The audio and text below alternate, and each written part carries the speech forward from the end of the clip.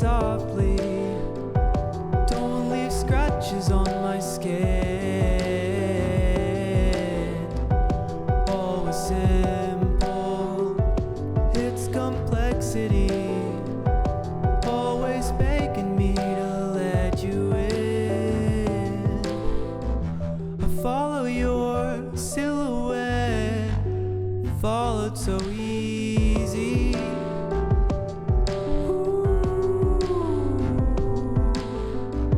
And round and round we went, yet to give in to me.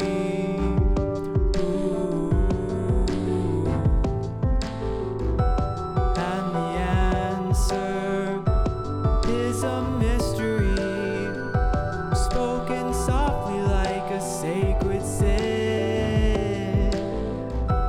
Time was empty, no reality, losing grip on what we had within. Can I fool you? Can I fool you? Can I fool you? Can I fool you?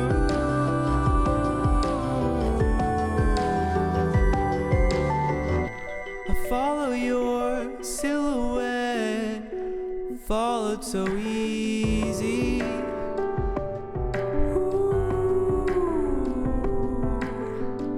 And round we went, yet to give in to me.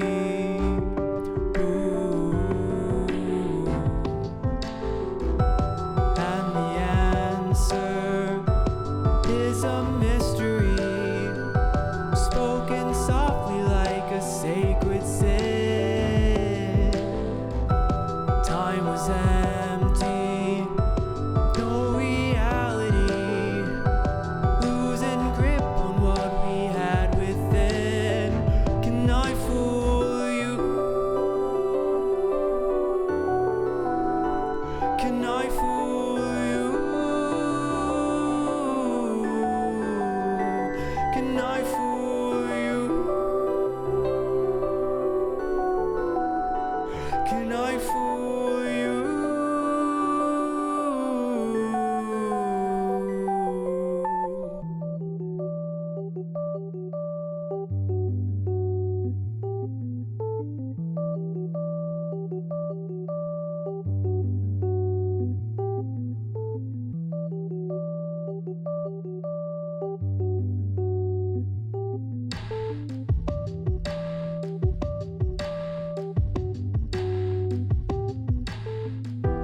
I have you and you have me, sounded so easy.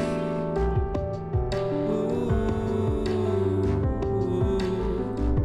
But I got lost and you found me so easily.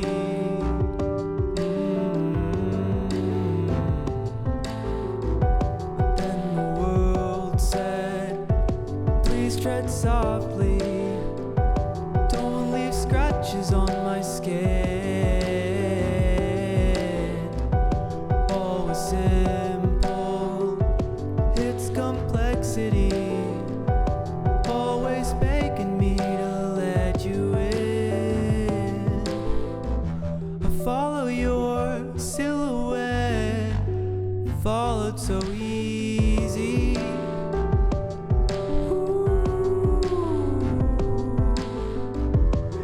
And round we went, yet to give in to me.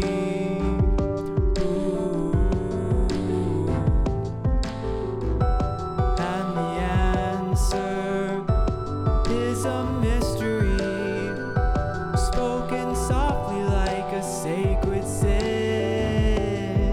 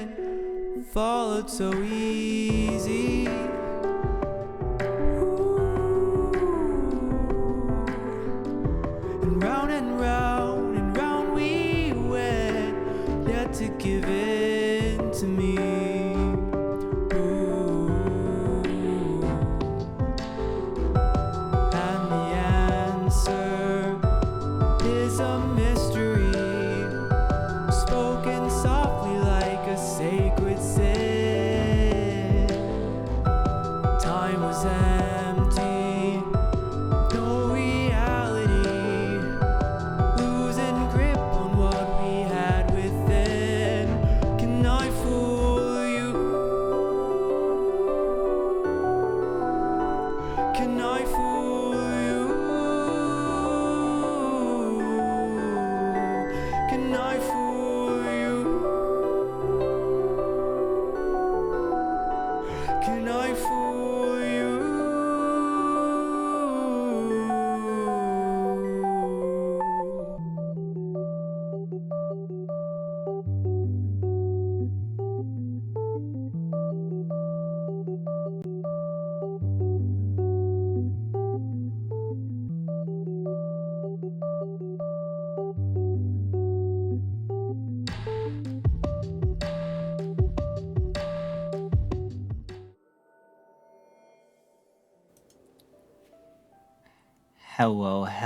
Hello, everybody. Hi.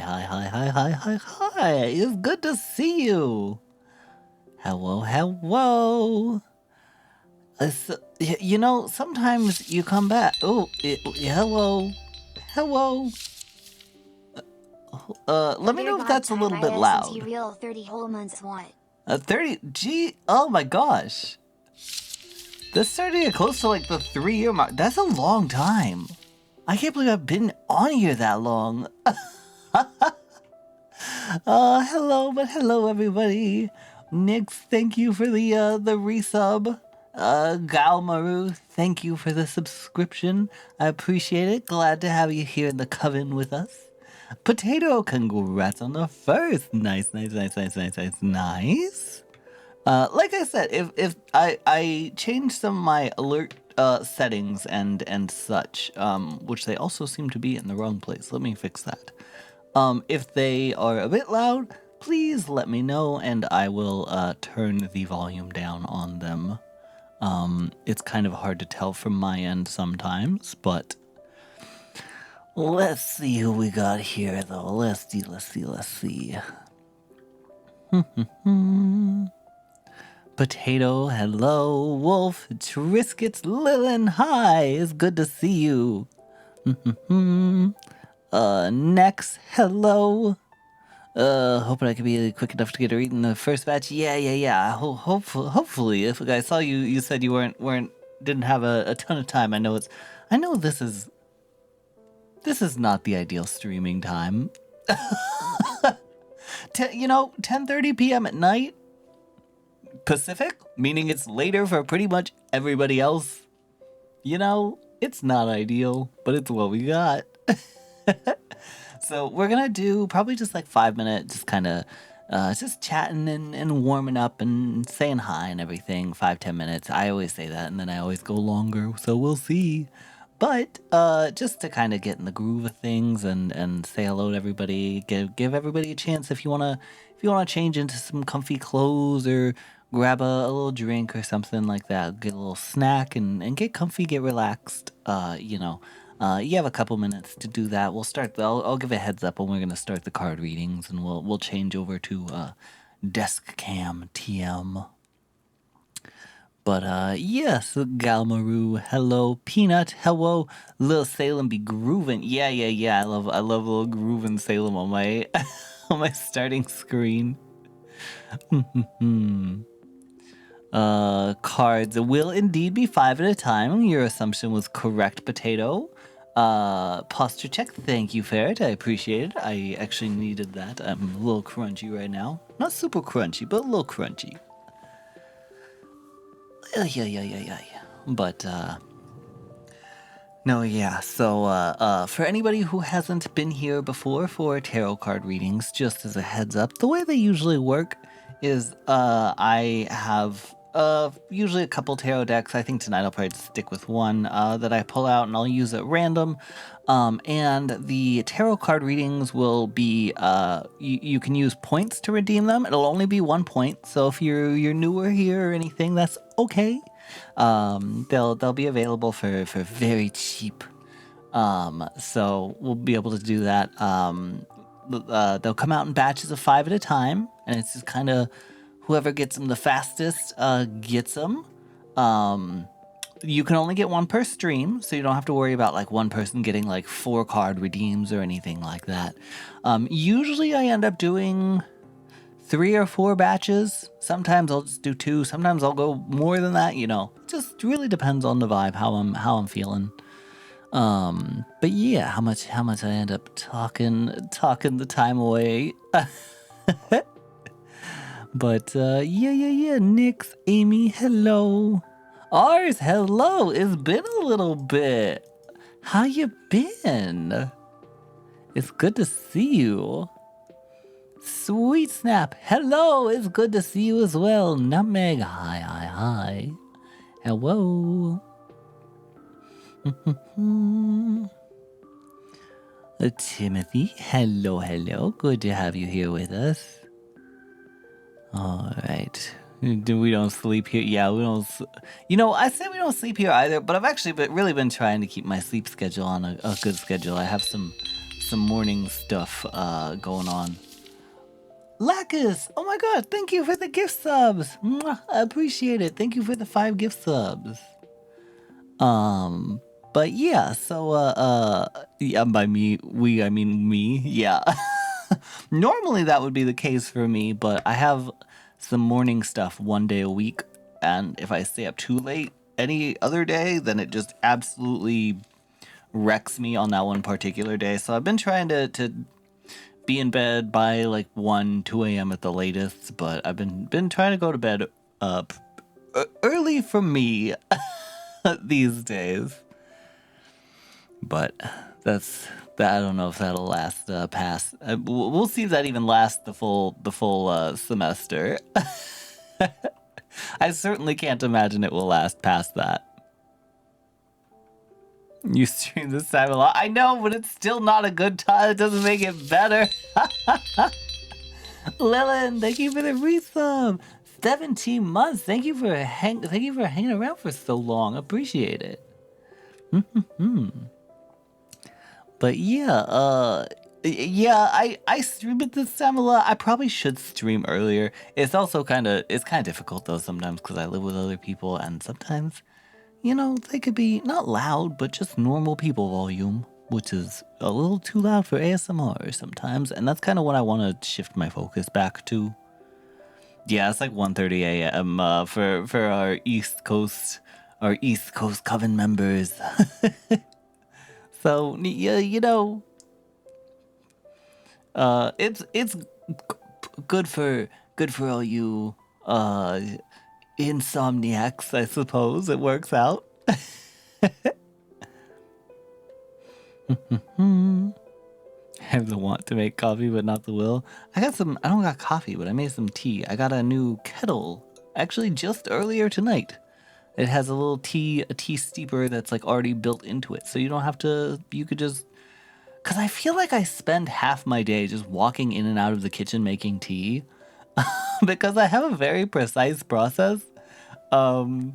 Because I boil my water for a certain amount of time and I know that gets the water to a certain temperature. So I have a timer for that. And then I put it in my tea and the first batch of tea gets a separate amount of time from the second batch of tea that I make with that. I got a system, you guys. But I feel like it's truly, like I said, I feel like I'm walking in and out of my kitchen just like making tea for like half of my day. And I was like, we need to eliminate a couple of these steps. So I got treated myself and got a little a new kettle for myself, and I'm hoping that will make life a little easier. Also, Stretch from Next, thank you very much.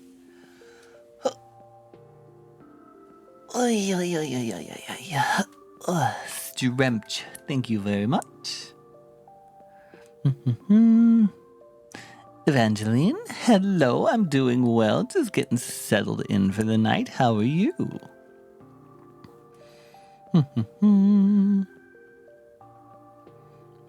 I've been trapped in Baldur's Gate mines. Lovely to see you. Glad you haven't perished. Yeah. I'm crawling around like the edges of the Baldur's Gate mines. I'm peeking in. I haven't actually, I really want to play. I just seem to keep not doing that. So we'll see. I gotta play for Karlach.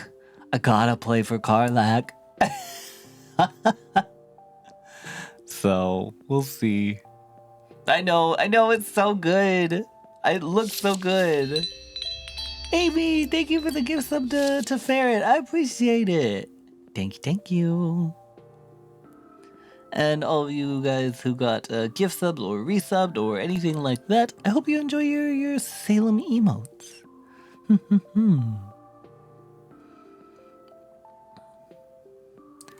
Let's see. Can you please give Binks a little forehead kissy for me the next chance you get? I'll think about it. If he's being good, he can have just a little kissy.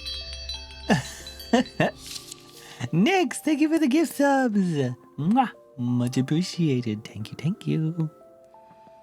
We take teammaking very seriously. Yeah. It's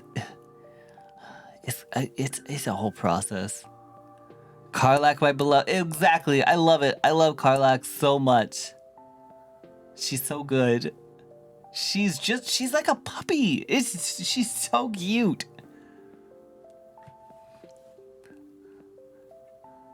I know this is an unpopular opinion, but I think I just do not like, and this isn't trashing on anybody who does like him, but I am just so uninterested in Asterion. I have no interest in him whatsoever. Like, that little Benjamin Button looking vampire twink, I'm not, I'm like, everybody is like, loves him so much, and I'm just like over here like Will Smith posing at Karlak, and I'm like, what about her?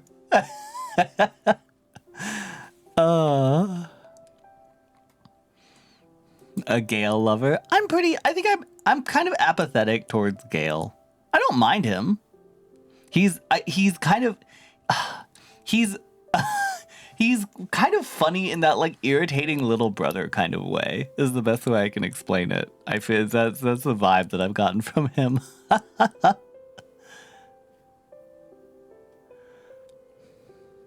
He really grew on me. I think Asterion will probably grow on me a little too, begrudgingly, but we'll see. I'm not holding to my current opinion. I'm not like set on never changing that or anything, but just as of now. Asterion has an acquired taste. His arc is beautifully written. Yeah. Like I said, I'm open to. Also, hi Tycho, it's good to see you. Frames dropping or just no? There's frames dropping. I don't know I don't know why that's happening. Hello? Okay, I think it's getting better. It was just a weird little blip. Gale is so wet and pathetic. Why does that feels correct? I can't disagree.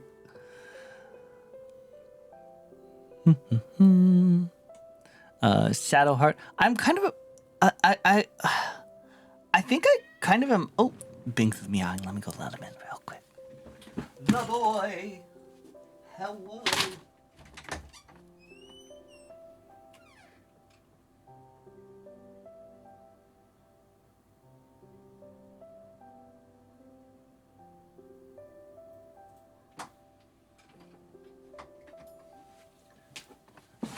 Never mind. I opened the door and he decided he didn't want to come in.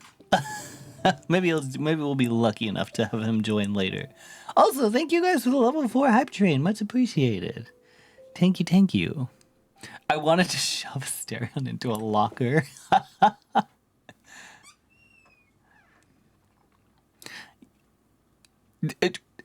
Jay, that I'm truly so on the same page with you. I don't even like girls, and Carla got me acting up. That's so valid.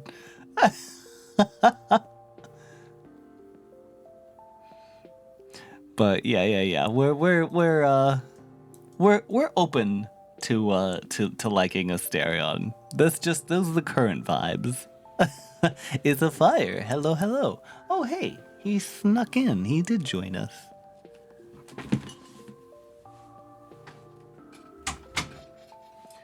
Okay, I think it's been long enough. I think we should probably head over to our tarot screen. Let's go check it out. Wow.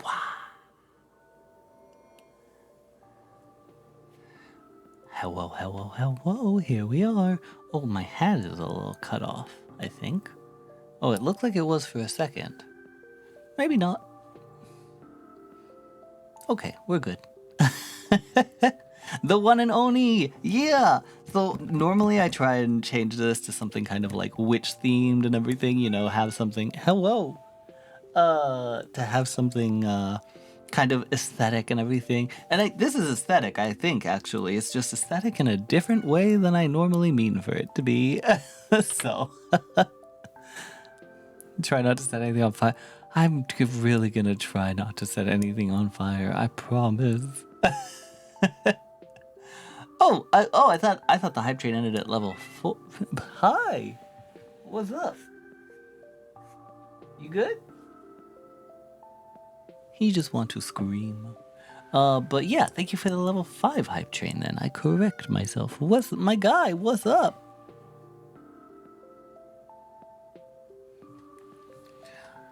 But yeah, so we got Ito keeping us company.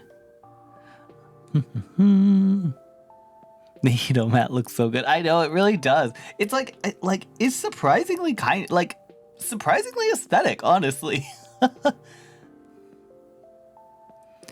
Very pretty. Oh, thank you.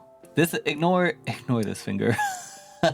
that one broke off just the other day. I need to go get them redone. They're getting a bit long for me anyway, especially because I've been starting to try and learn the piano and everything again. So, unfortunately, it's a little too much. Oh, now Binks wants to go back out. I'll be right back.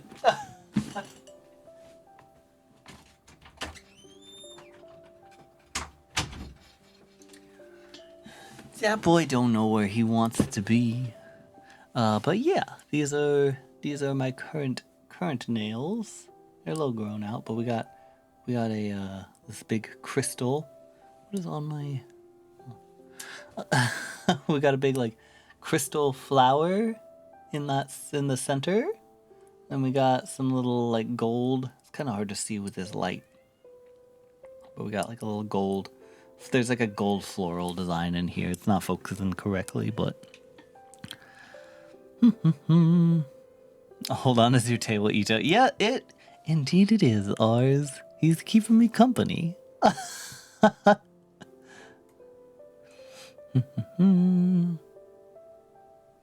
It certainly isn't aesthetic. It's not even super. His chest isn't like fully out on display. Like it's not like an audacious way. It's fine. We're fine. Man, I wanna Riot Thessley one of these too. Can we get this in Brile flavor? My hat is being cut off a little bit. I thought so. I keep just catching it here and there. This should be better. There we go. Yeah, Bings has been very vocal these last couple days. I don't know. He's been. He got man's guts a lot to say. What tea tonight? It's a decaf like vanilla Kamoro tea. I couldn't tell you what that is. I just know that's the name. Also, hello, Yuki. It's good to see you. You brought Ryo into my life. You've done me a great service. I truly I had an awakening with Ryo. It was just like I didn't think that I cared about him at all. And then like Tycho actually kind of like checked me on a couple of my assumptions about him. And then I had to like reanalyze. And I was like, no, actually, this man owns my heart. I changed my mind. I decided. Also, I've got one last thing, and then we will go ahead and open up the ASMR, or not the ASMR, the tarot card requests. So, I wanted to show you guys you've already kind of been hearing it a little bit, but for those of you who are wearing headphones, you'll be able to hear this a little easier. If you're not, I don't think you're missing out on too much, but it is an extra little treat for those of you who are wearing headphones. I keep getting... VTube Studio is trying to nerf me. It keeps trying to cut off my hat. There we go. Now we should be good. I said that last time, but now it's for sure. Tycho, it's because I mentioned that you checked me on some of my assumptions about Riot Thesley, and I had to like go back and reanalyze, and it was truly because of you that I'm a changed witch. That I'm shrimping for Ryo.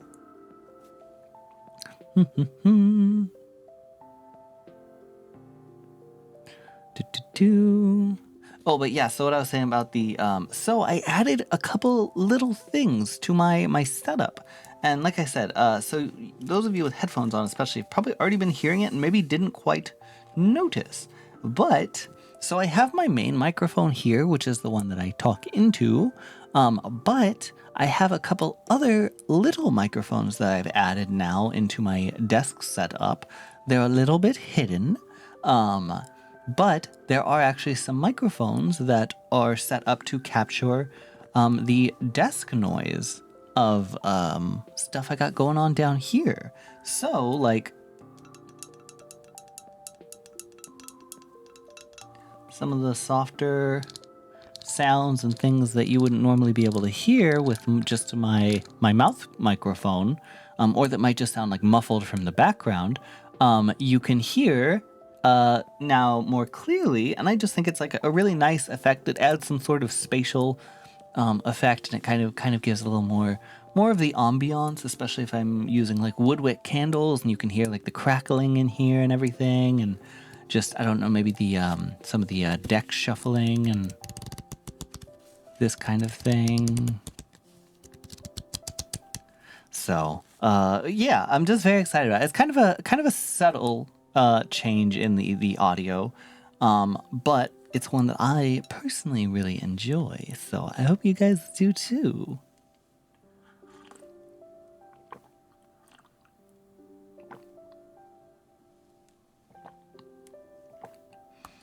Oh, Salem Room Mike, you're my...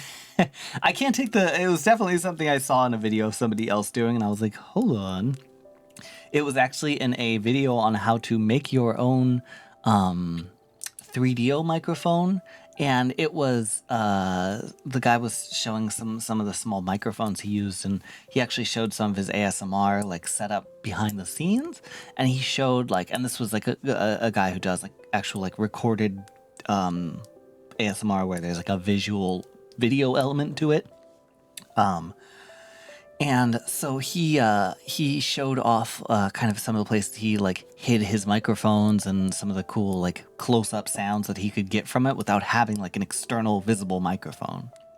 So it was really neat. I decided to steal the idea. So I hope you guys enjoy it. Stretch, thank you, Fire. We will stretch, and then we will... And then we will get our card readings going. So let's go ahead and get those. Well, I'm not on the right tab whatsoever. Boop. I will let you guys know when we are about to open those up. I'm just heading into my settings and all right now.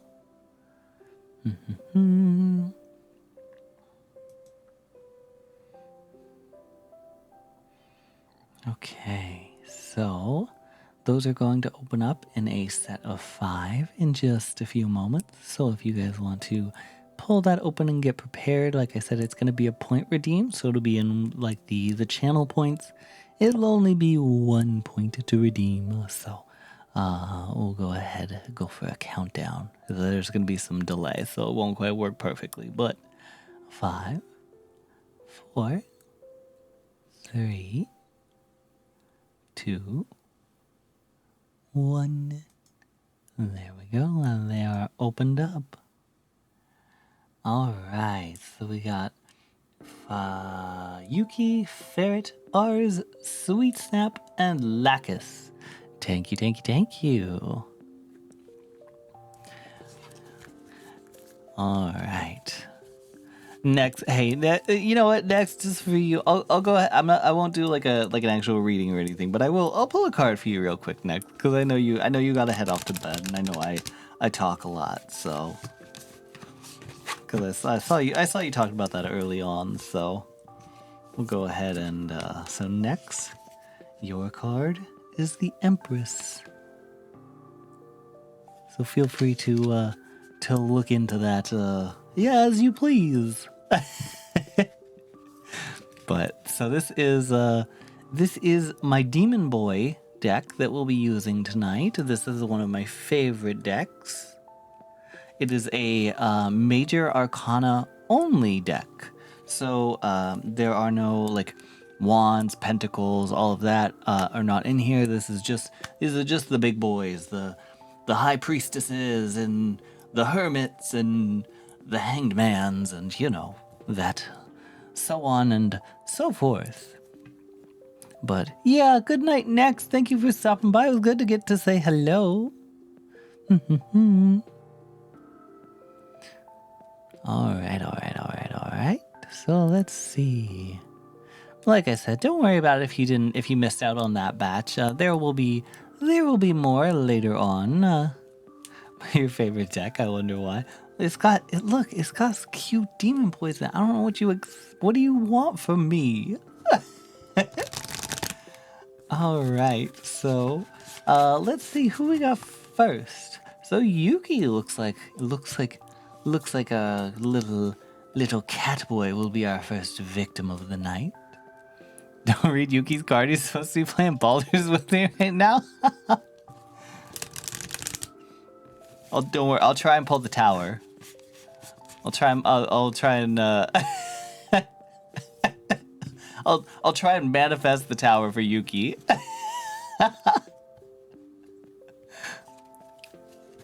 Okay. So we'll go ahead and do one more shuffle.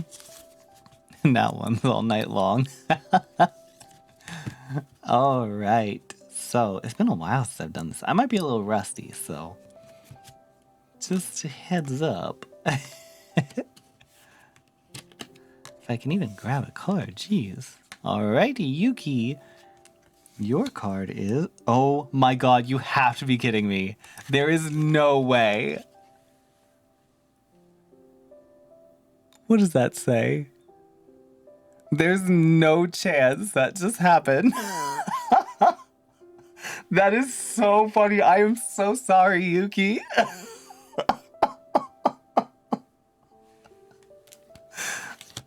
That is so funny.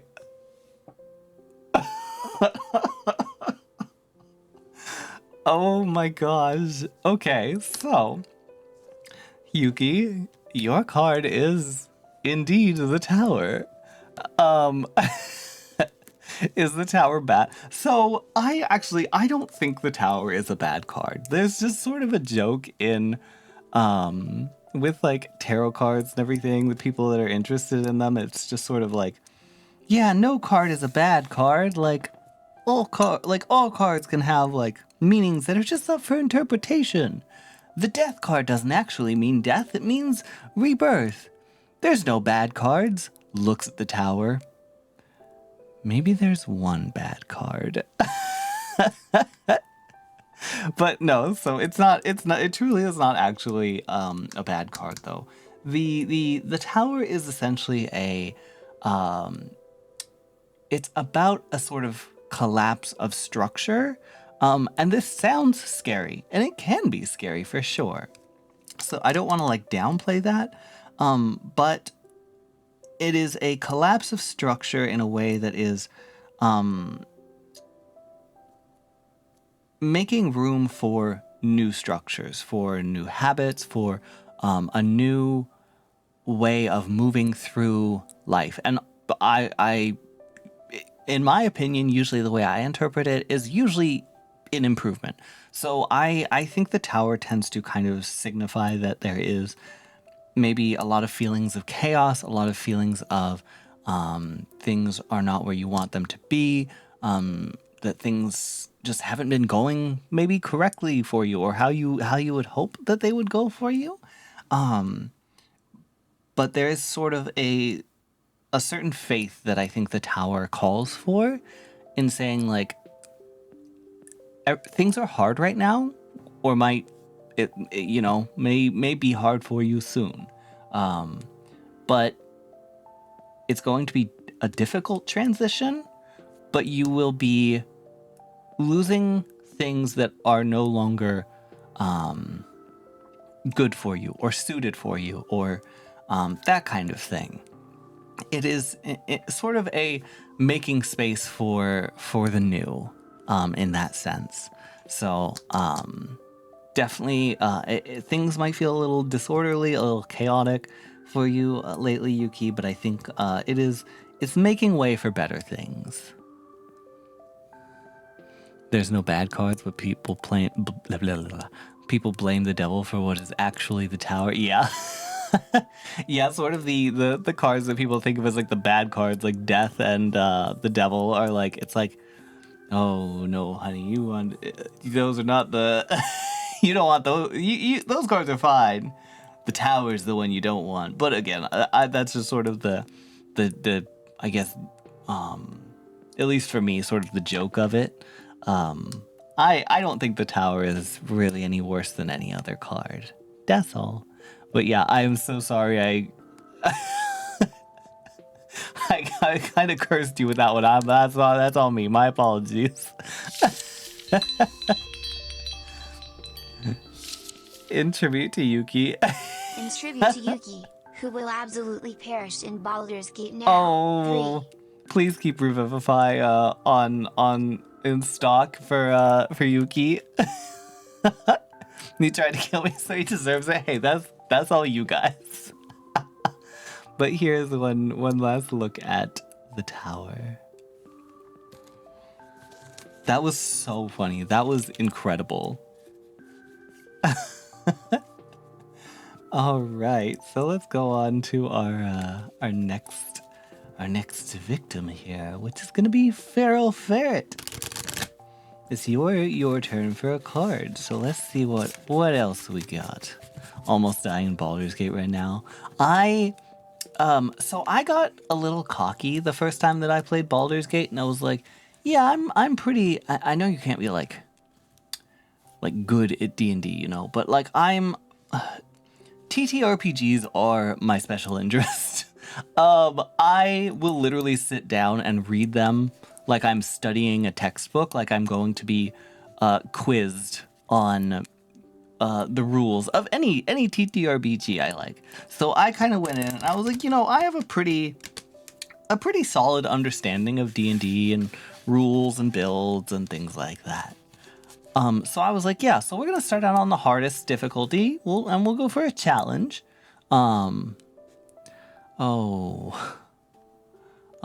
That I was so intent on getting that Demon Man sword in like that first fight. Oh, I was demolished. It was bad. I was like, it was not good.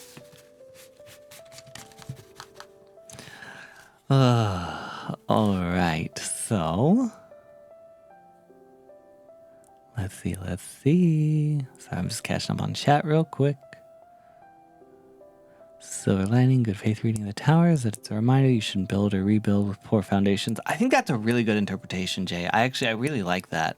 I hadn't thought about it from that perspective before, but I might pick that one up for consideration. Because I do like when reading cards, I like for there to be some active sense to the readings rather than just like, hey, this is what's happening, get ready for it, which is, I think, how my readings tend to lean more so than like giving advice or suggestions or anything like that. But I do think having some sort of like actionable advice from a reading is helpful for people. So that I think that's a really good way to interpret that in a way that is actionable and not just like, hey, things might be kind of fucked up for a while. Just but you gotta grit your teeth for a little bit.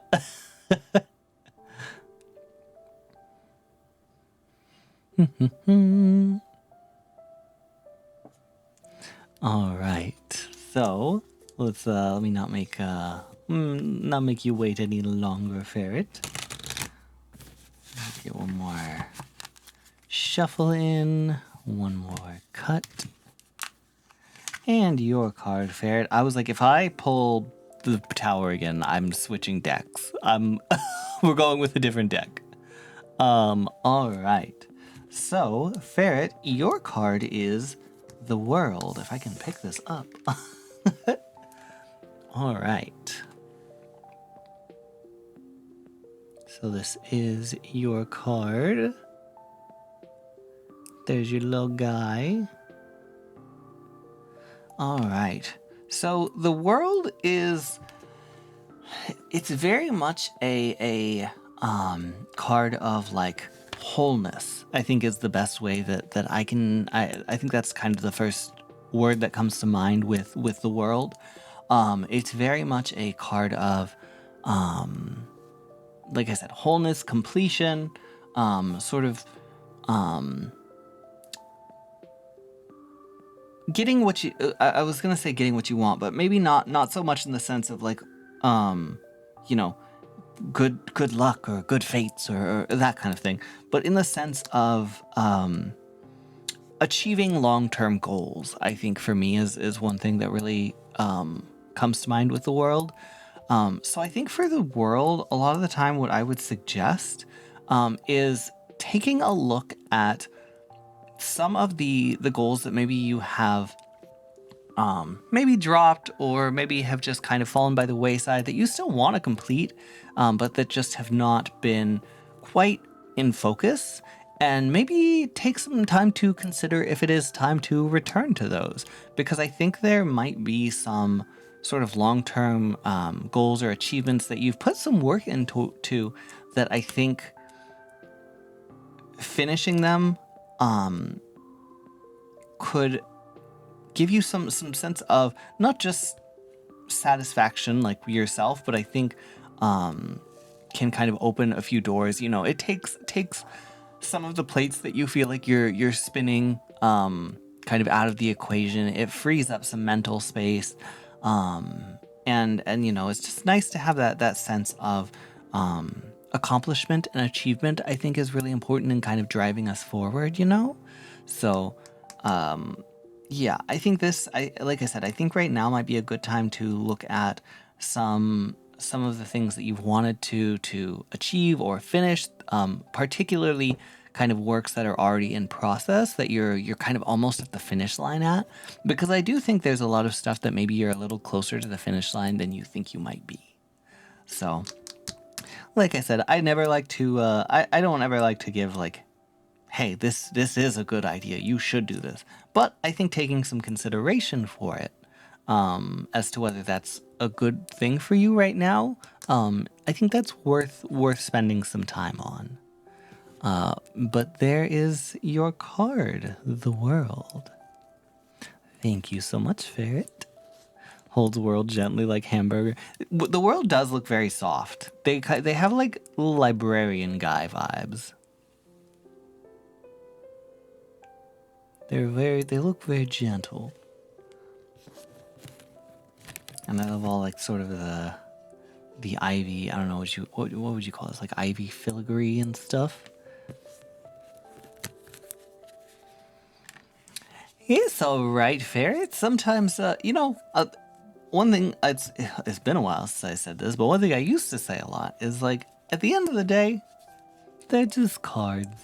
You know, I like to use them for getting some perspective, and you know, I never like to claim like, oh, like I'm in contact with the fates themselves. I'm just a silly little guy with a silly little deck of cards. You know, I think they're a good way to get some perspective and maybe just spur some thoughts and ideas on things that maybe were not at the forefront of your mind, but sometimes it just doesn't fit. Sometimes you hear a card and you're like, I don't know what that could mean. I don't think that's for me. I think that's somebody else's card. And, that's just how it be sometimes. So, if it's... I think Tycho had something that I stole a while back. Tycho had a saying. But yeah, it was like, just essentially like, if it doesn't make sense for you, don't force it. It's okay.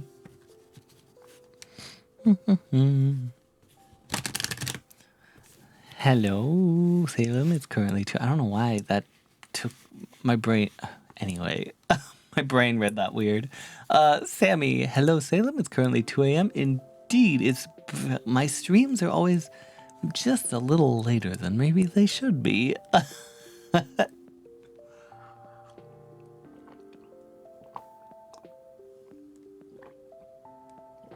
We got our our Catboy coaster. There we go. We'll get it out of the UV light. Catboy coaster. This is for my tea.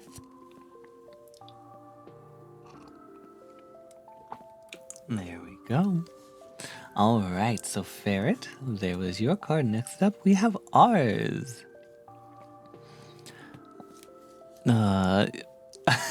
Other Catboys grabs you by the skirt. Zoe, hello. It's good to see you.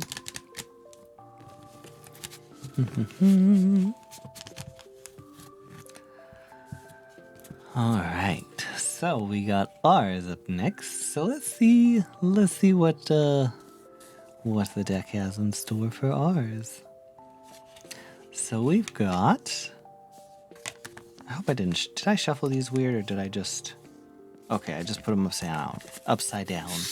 I don't know why. I've just never liked doing reversed cards. It's just not my thing.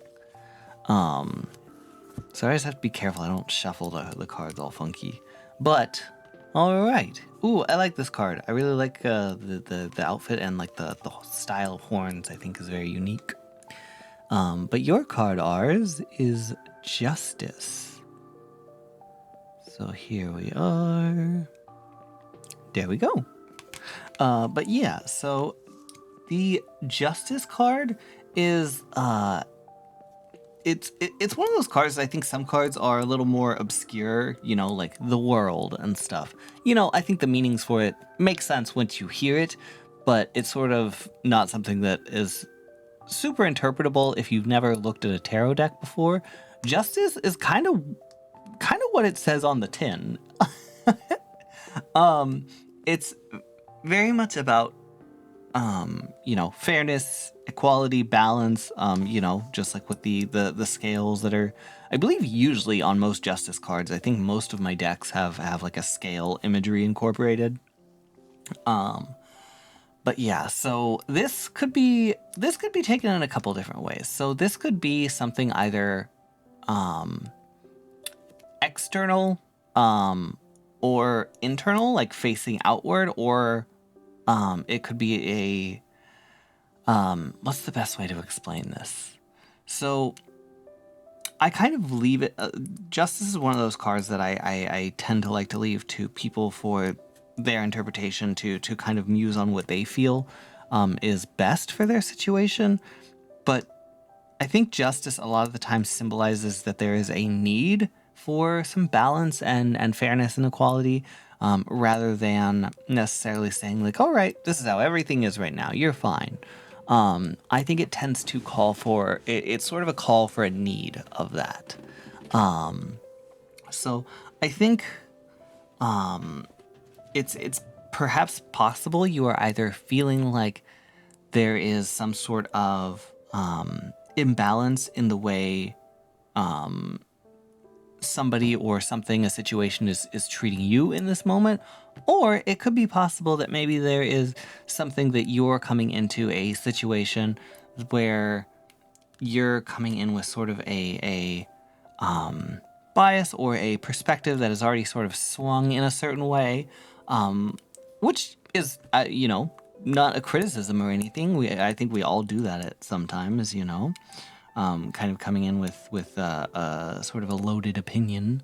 But I think maybe if that's the case, I think that definitely is this is sort of a sign to maybe pull back on that a little bit. Just try and keep an open mind and try to keep a fair perspective. Give things and people a chance to my words are failing me tonight. But give the people in situations that you're meeting or entering a chance to be as good as they can be. Because I think if you come in to a situation or into meeting a person or dealing with a person where you are starting out with a colored view and just not letting it be a good situation or a good interaction, I think that's not only a disservice to them, but it's sort of a disservice to yourself as well, because you're kind of missing out on what that situation or what that interaction and relationship with that person could be. So yeah, I think that's kind of how I would tend to interpret justice and probably the recommendation I would make based on it. Just try to reserve judgment. But there's your card. Justice. Thank you so much, Ars. All right, Sobi, we got a stretch, we got a posture check. Thank you, thank you, thank you.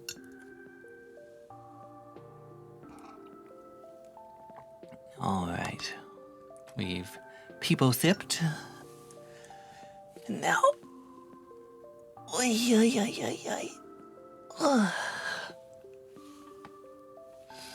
Thank you for the stretch.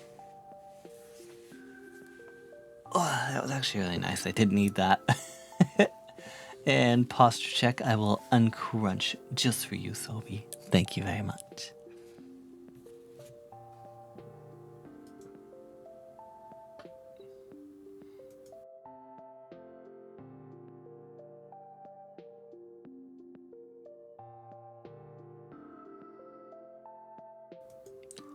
All right, so who do we have up next? Sweet Snap. It is your turn for your reading now. So let's see how this goes. Let's see what we got. All right, so we've got Sweet Snap, and then we've got Lacus. Sleepy emote flying on the screen made me chuckle. I'm glad.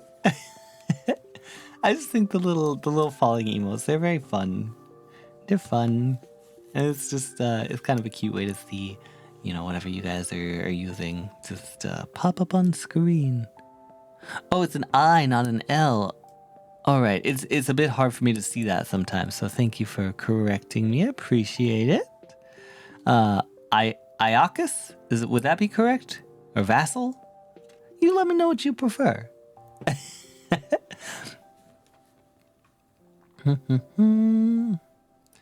Okay. So let's go with Sweet Snap. Yeah, that one last cut in there. And Snap, your card is what is that, the star? I can't read today, apparently. Vassal would be easier. Vassal it is. Thank you for letting me know. All right. So the star, here is your card, Sweet Snap. We got a little demon twink in here. All right. So the star, actually, let me keep that face up here for you. So the star is, usually my first kind of association, especially with this sort of having this large star in the background, is kind of the North Star. And I think that's an association that really helps me, an association that really helps me kind of pull some meaning and everything from this card. I tend to think of the star as sort of sort of a sign of guidance. There is sort of a feeling of calm to it, sort of some surety in knowing that you're going in the right direction. So I think that perhaps there might be some projects or relationships, things that you've been working on lately that maybe you've been a little unsure about, or perhaps that you feel like you're putting a lot in and not really getting anywhere with it. And I think it might be a good idea to kind of try and push forward with some of these things, because I think sometimes we feel like we're hitting a wall and we really just need to keep pushing a little bit further to get past that. I know for me that happens a lot where, you know, I think for me, one good example I can give you is with singing a lot of the time. Like I've been really trying to get better with like vocals and everything, because I really enjoy it, but I'm not very good at it, and that's okay. But sometimes it does get a little bit frustrating where, you know, it feels like I've put in a lot of practice and I go to lessons and everything, and it's just not really where I want it to be. But then, you know, taking some time to look back, actually, this might be a good idea too. If you're feeling like you're just not making progress or not getting to where you want to, if you have some sort of record, looking back on that might be a really good idea. If not, maybe starting to keep one would be a really good idea, because I think it's easy to forget where we're coming from. So like with me, like I recorded some audios of me singing like the first lesson I ever went to. And, you know, I keep that as something that I can look back on and be like, okay, so this is where I started. So even if maybe I'm not where I want to be, if I feel like I'm not making any progress, I can record something and I can go kind of listen to that. I can listen to my first ever like thing I truly like ever recorded myself singing. And I can see that there has been progress made. Maybe it's not what I want it to be, but there is definitely something there. And I think that's something that's really helpful. So like I said, I think it's just you maybe are in a situation where you're feeling a little bit stuck. But I think just pushing on, it feels like you're on a good track. Of course, that is always up for interpretation, but I feel like that's kind of what that's the vibe I'm getting for you from the star. So Snap, thank you very much for the redemption. I hope you enjoyed your card. Let me not put that upside down. There we go. But thank you so much. Egg, hello, good to see you. Yeah, of course.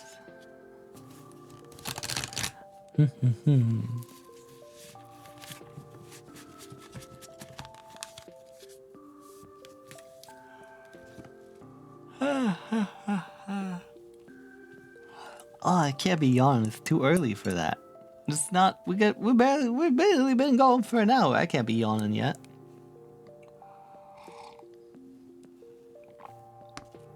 I might grab some cake or something after this. I think we have a little bit of cake left, so maybe we'll have a little snack break after these first 5 cards. Just get a little sugar in me to keep me awake. All right, so Vassal, it is time for your card. Last but not least for this first set of 5. Nice to actually catch you streaming. For a European, that can be difficult sometimes. Hey, Size, I'm glad you're able to catch me tonight. Don't worry, my streams. I think my streams are sometimes more like European time zone friendly than they are American time zone friendly. So you know. Is that night owl life? But yeah, I mean, especially with doing ASMR streams and stuff, which is kind of the sort of the direction that I want to go more in. Like, I still have games I want to play and everything, but I think, oh, why is my tongue popping out? There we go. But I think for me, like I want to focus more on this kind of content, you know, on streaming and hanging out and doing this kind of stuff and tea parties and tarot readings and ASMR and that kind of stuff. And from time to time, we'll play games. Maybe we'll do that like once or twice a week once I get like my schedule going again. But it'll probably be. I think I'm gonna try and do like sort of an event, a coming back stream in probably mid-October is what I'm thinking. What is it? This is September? Yeah, so October. So probably a couple weeks in, I'll do like a. It's not gonna be like a like a re-debut, nothing like that, but just like an official coming back stream once I actually have everything set up. Because there's still a lot of like OBS stuff and things that I don't have set up or working again yet that I still need to work at. I'm kind of just trying to chip away at it. So, very Australian friendly. I'm glad. But yeah, so probably in October we'll do a little bit of a special event stream. And we'll see how things go. Try and plan some fun stuff. But then after that, that's when I'll start having a schedule again and getting everything going. All right, so we'll do one more shuffle and cut for you, Vassal, and then we will get you your card. So here we go. Here we go. And Vassal, your card is the Star.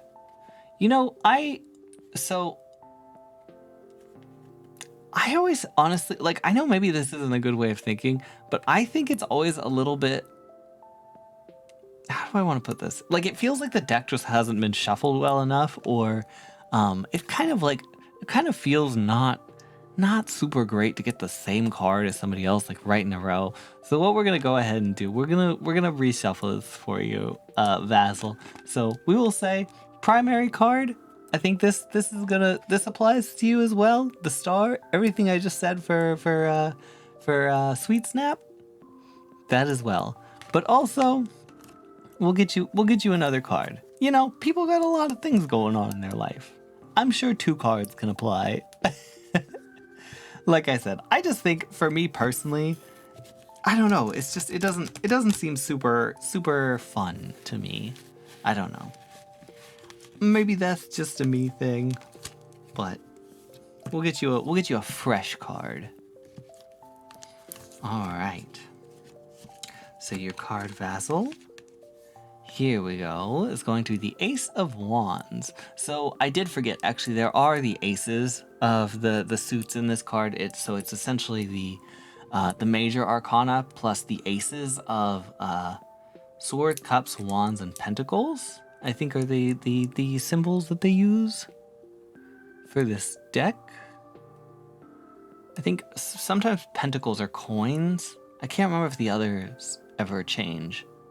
But regardless, so your card, the Ace of Wands. So the Wands is kind of the suit of each suit sort of has like a certain element associated with it. Wands is kind of associated with fire and some of the things that kind of traditionally go along with that. Sort of passion, creativity, confidence, enthusiasm, those sorts of things.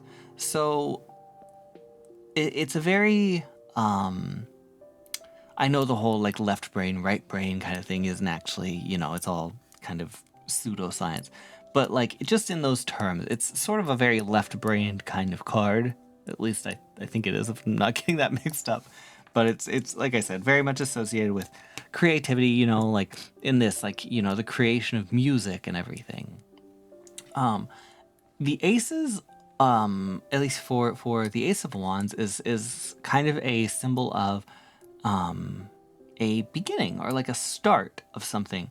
So, I mean, kind of taking those and putting that together, you sort of have this card that idealizes the beginning of creativity, that sort of first initial spark or fire of an idea when something is very exciting and very there's a lot of sort of kinetic energy and stuff around it. A lot of really a time of like where you're really getting the ball rolling on something. So I think the Ace of Wands definitely is an encouragement for exploring ideas and passions that you have right now, especially those that are more in the creative side of things. Like I said, like, but really this just goes for anything that you're really passionate about. I think right now is a good idea to maybe look at some of the ideas that you've had, or maybe if there's been one idea that you've really been kind of looking at and fixating on a little bit lately, this could be a sign that, you know, looking into that could be good for you. I think maybe there is a bit of a lack of expression that maybe you're feeling right now. Maybe it feels like things are sort of a little bottled up and you don't have an outlet. And I think that is something that the Ace of Wands can also be very much a good recommendation for, is just sort of a encouragement of like, hey, you know, everybody has to have their passions, their hobbies, you know, life can't be all work, school, eat, sleep, repeat. So it's very much like an encouragement of like nurturing yourself with your own interests, you know. So if there's any ideas you've had or things you wanted to get into, maybe hobbies you wanted to try, I think now is a really good time for that.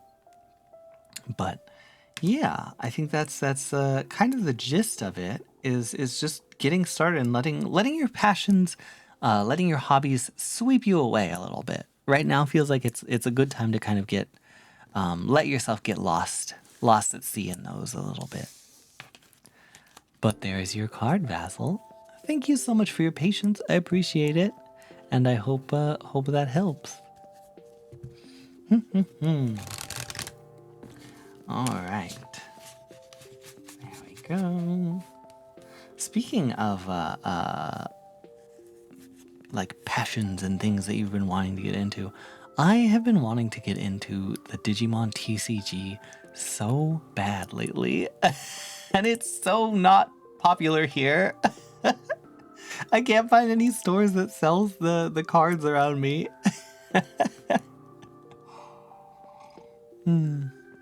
Of course, Vassal. Thank you so much for the request.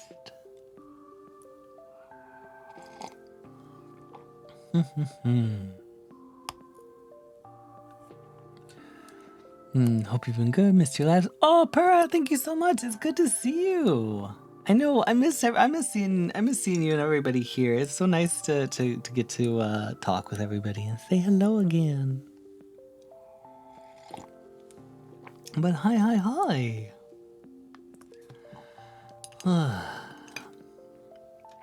All right, I think I'm gonna go see if I can grab that cake real quick, cause I don't want to end the stream too early. So I need to maybe see if maybe I should have gotten some caffeinated tea. So I'm gonna go see what I can do about grabbing some cake or some dessert or something, and I will be right back.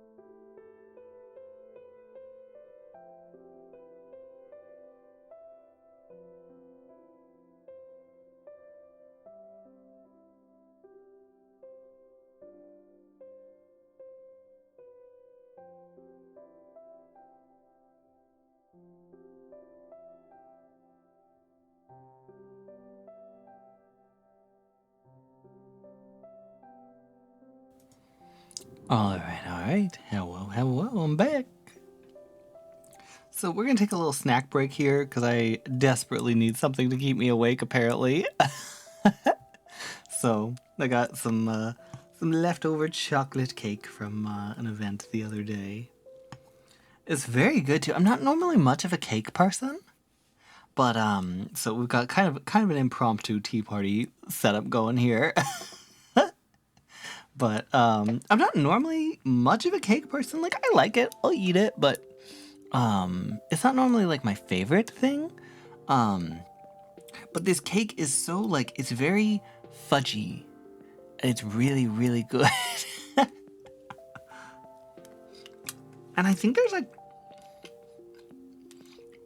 because there's like an Oreo on top of it here. I think there's little bits of like chocolate or Oreo or something in it. Because I keep getting these little chunks of deliciousness that I don't know exactly what they are, but they're good. Like I said, they are delicious.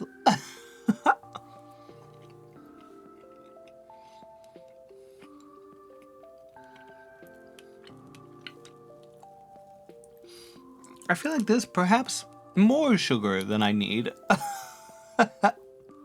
Maybe I don't need this much sugar, but you know, this is what we got, so. I'm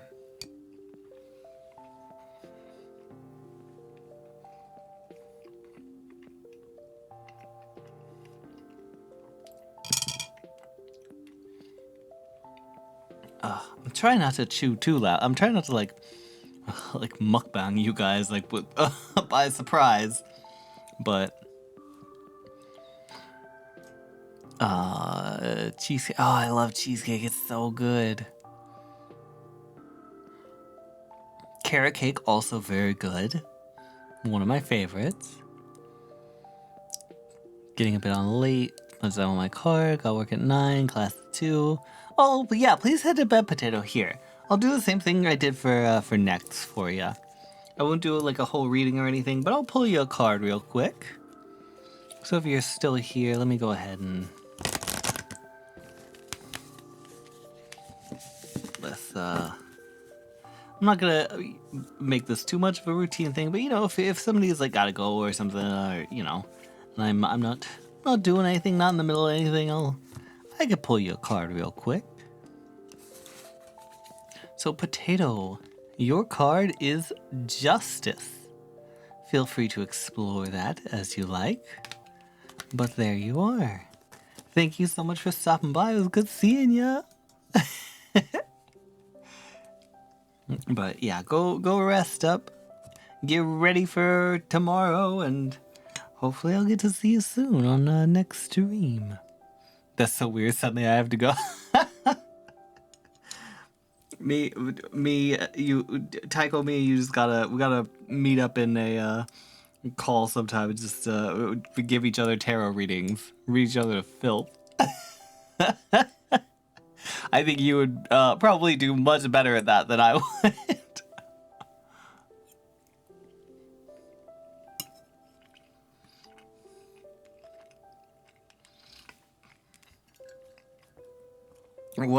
Truly, like the time that you were on stream, you just like very casually like pulled a card. I can't remember like if it was like an actual tarot card, if it was like a regular playing card, and you were just like, "This is the 4 of spades. It means you're gay." Something like that. And it's truly just like one of those little moments that like lives in my brain rent free. It was so funny.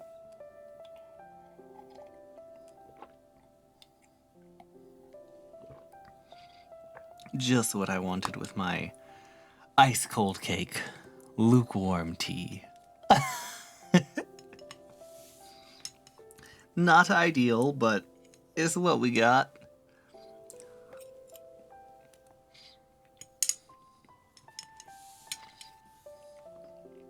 It was a very good clip. That's probably one of my favorite moments.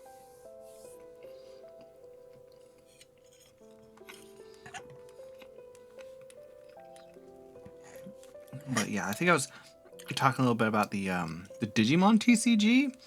Yeah, I've been wanting to get into that. Because, like, I looked into trying to get back into Yu-Gi-Oh! And it's just too much for me. There's too much going on. What's a hand trap? What? That's not... You can't do that? Like, and just all the crazy, like, 5-minute long combos. Like, I'm just not about it. And Magic the Gathering is just so incredibly intimidating to get into. But Digimon, I think, it's a much more humble card game. I don't mean that in a bad way or anything. Like it's much more approachable, I think, when you look at the rules. So I want to get a deck and see if there's any local players or anything that go to some of the card games that are nearby where I am, but I don't know. We'll see. I already got a lot of other stuff I should be doing, so I probably shouldn't pick up another hobby, but...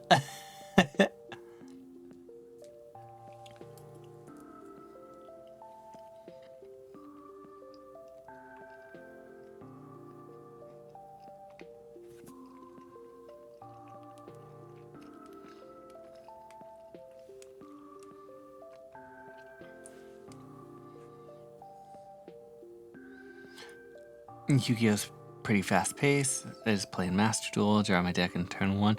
Yeah, see, so... That's actually that's kind of one of my main problems with it, is I would actually kind of consider it the opposite. I think to me, like when I watch Yu-Gi-Oh, there's a lot of stuff happening like on one person's turn, but I think, it's very much like, I pull this card, put this card down, use that to do this, etc., etc. But to me, because it's basically like one person has the floor for like 5 minutes at a time, Yu-Gi-Oh feels very slow paced to me. Like every time I'm watching it, it kind of feels like it takes a while for anything to like really actually happen. Which again, I don't mean to like drag on it or anything. Like it's nothing, like it's just, obviously lots of people still really enjoy it and really like it. It's just not for me. That's all. That's all. Whereas,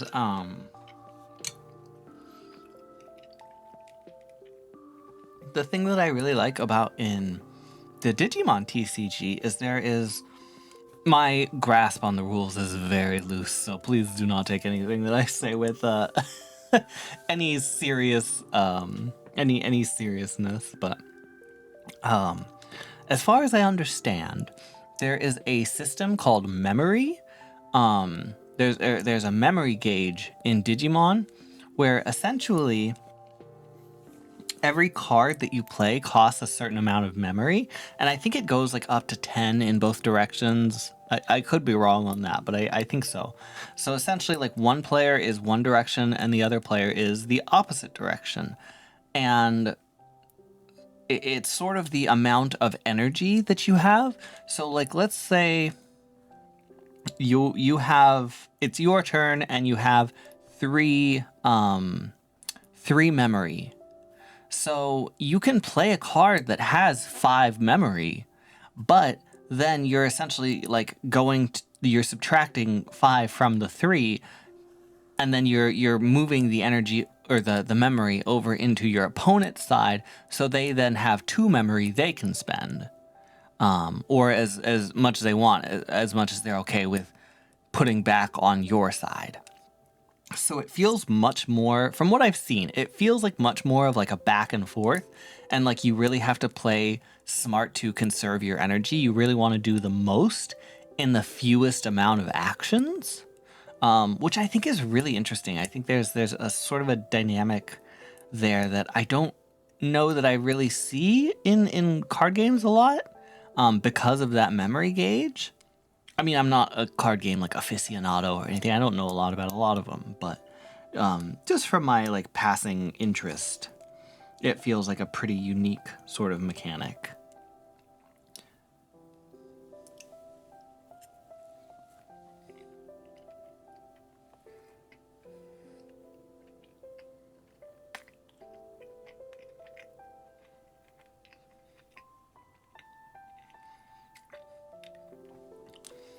Main issue I've been running into is standard Yu-Gi-Oh! These days that most decks have to mostly have a certain archetype of card to make your card's effects work properly. Limits what certain decks can work with it. Yeah, I think, I don't know, it's kind of, it's, I think that maybe gets more into, more details than I can really speak on about card games, because like I said, my knowledge is pretty rough. I don't know a lot. I don't be out here knowing things. I've been wanting to get into Magic the Gathering Commander, but really good cards are expensive and balanced all over the place. I've heard Digimon, that's like a nice thing that I've heard about it as well, where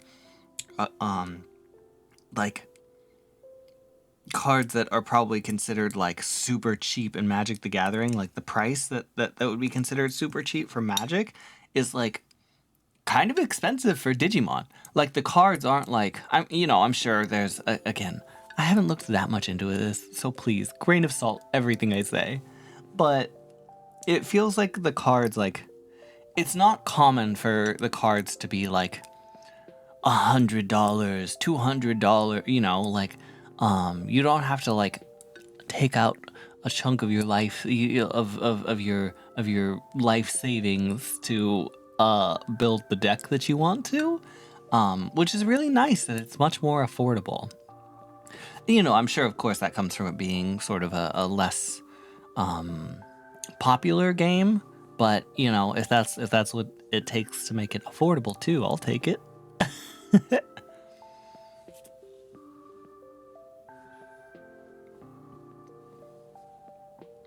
Magic is in a tight spot as Hasbro's only profitable arm. Yeah, we could. There's definitely some issues that have arisen from that with Hasbro trying to make other arms a little more profitable, like some of the D&D stuff they were trying to pull earlier this year, but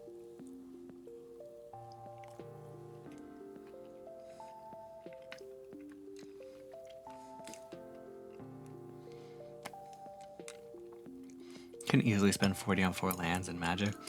So one of my friends that came to visit me while I was in Japan is really into Magic.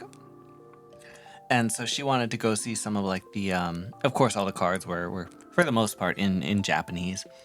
But, and she just wanted to go see some of the TCG stores and stuff like in Akihabara and stuff. So, we went to a few places and she was talking about lands and colors, and Magic has a lot going on.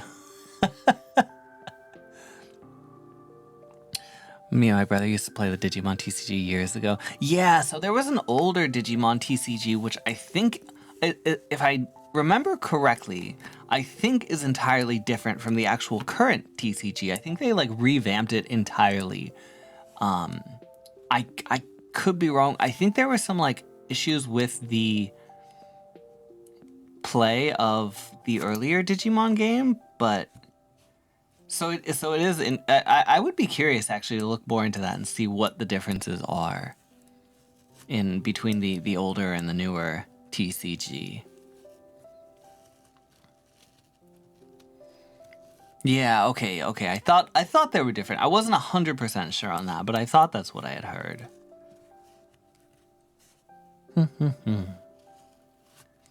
I don't think I ever had old Digimon cards.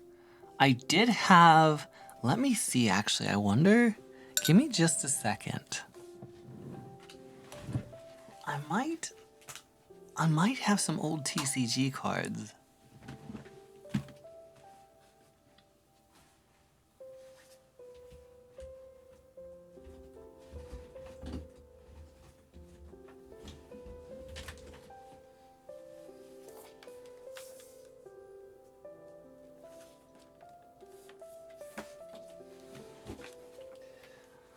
All right, indeed I do.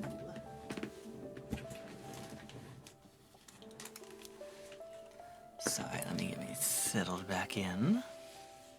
How's the future so far? It's okay. It was looking all right. We're just taking a A little break. We're having a little snack. Ooh, I don't know if you're gonna be able to see any of them. But yeah, so I got my old Yu-Gi-Oh cards. This super old binder that I've got. Got some of these. A lot of Bakura's cards, I believe, because I was a huge Bakura fan when I was younger. Loved Bakura and Merrick. Let me see, what do we got in here? Let me just see if we got anything interesting. We got the right arm of the Forbidden One. We got some Exodia.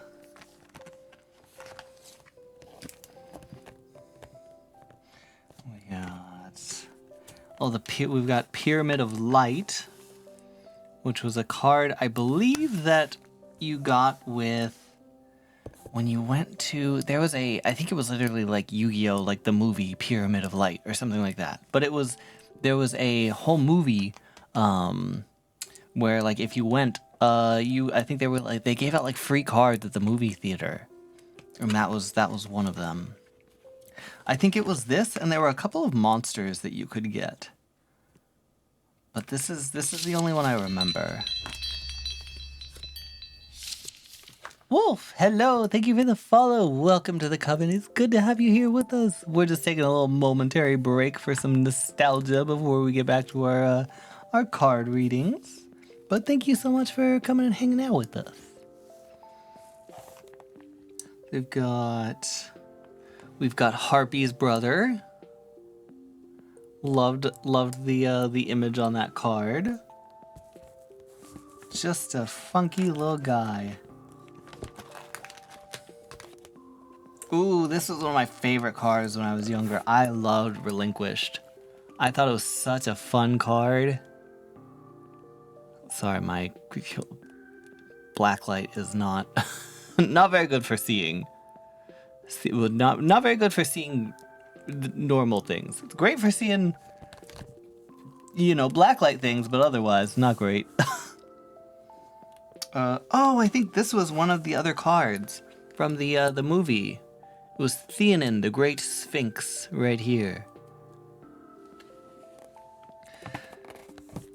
But yeah, like, because I think Relinquished was the monster. I think they were like the last monster that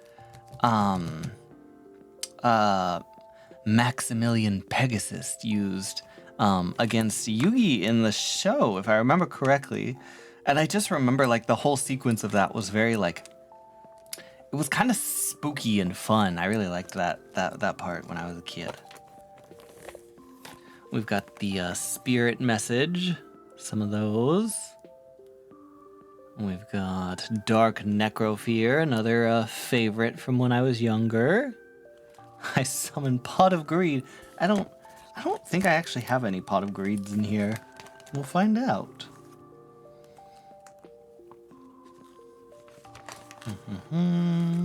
Just gonna flip through here, see if we've got anything especially interesting. I haven't looked at this in years. Years and years and years and years.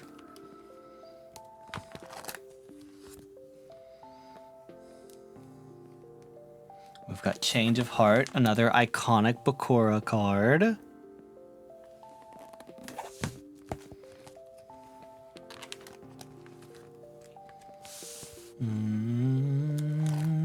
What else have we got in here? I truly feel like all of these cards, there is probably not a single card in here that works with today's meta. It has all changed so much.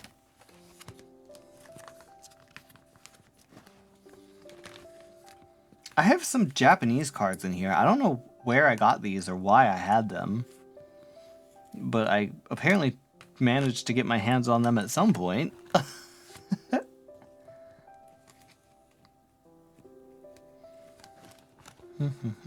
Oh, and then we've got some, not just Yu-Gi-Oh cards in here, but we have some Inuyasha TCG.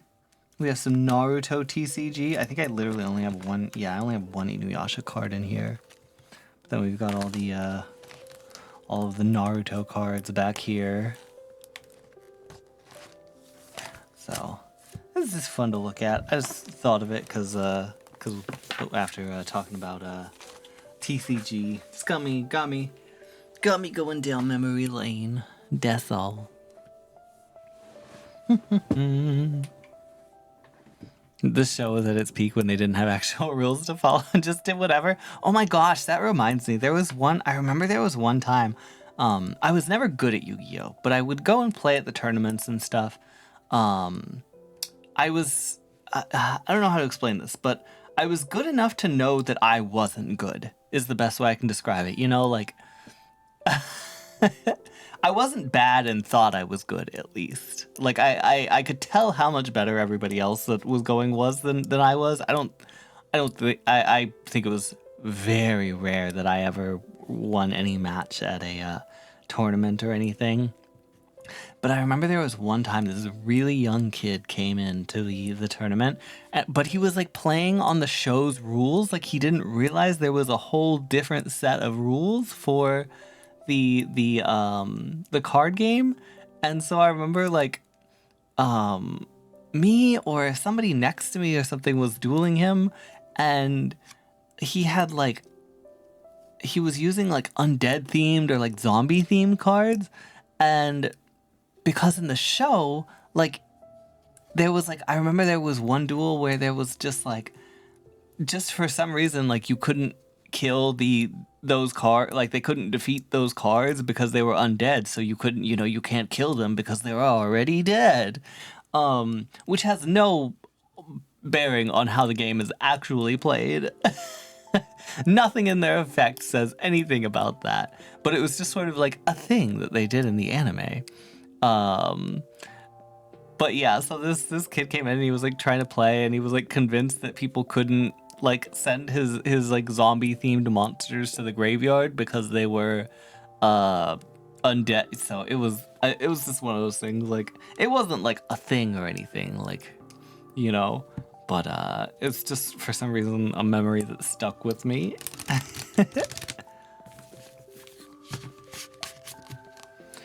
All right, so I am going to step away for just a moment, and then when I come back, I'm gonna go heat up my tea because it's kind of gross drinking it cold. So I'm gonna go heat that up, and then I will come back and we will do our next round of cards because I think it's been long enough. So we'll get the next set going. So give me just a couple minutes. I will be right back.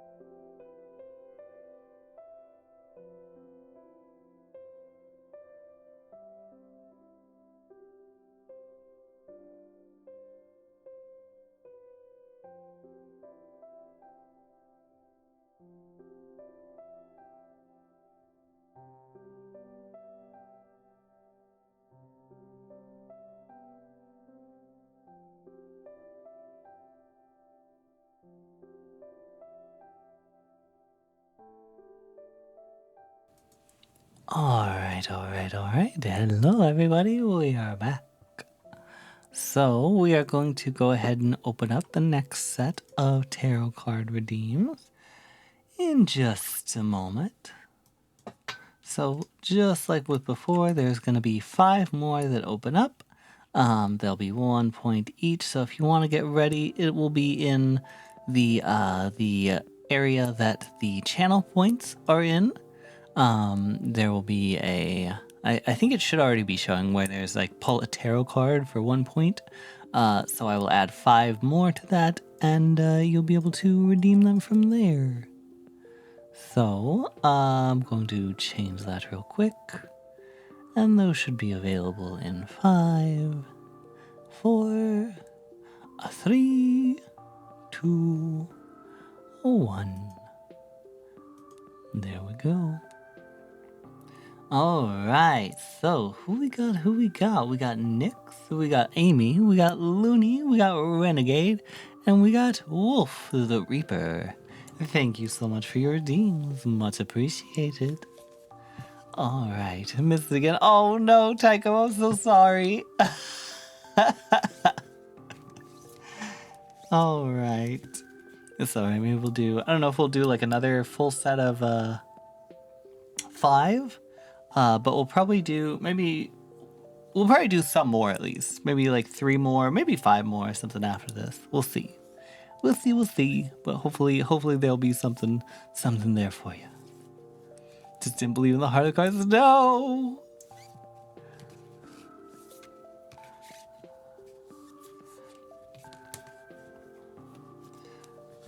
All right, one last bite of cake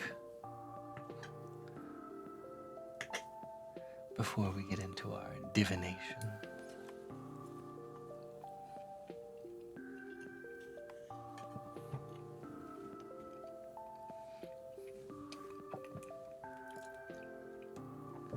This is neither here nor there, but my D&D character is close to leveling up, and he's just a little guy.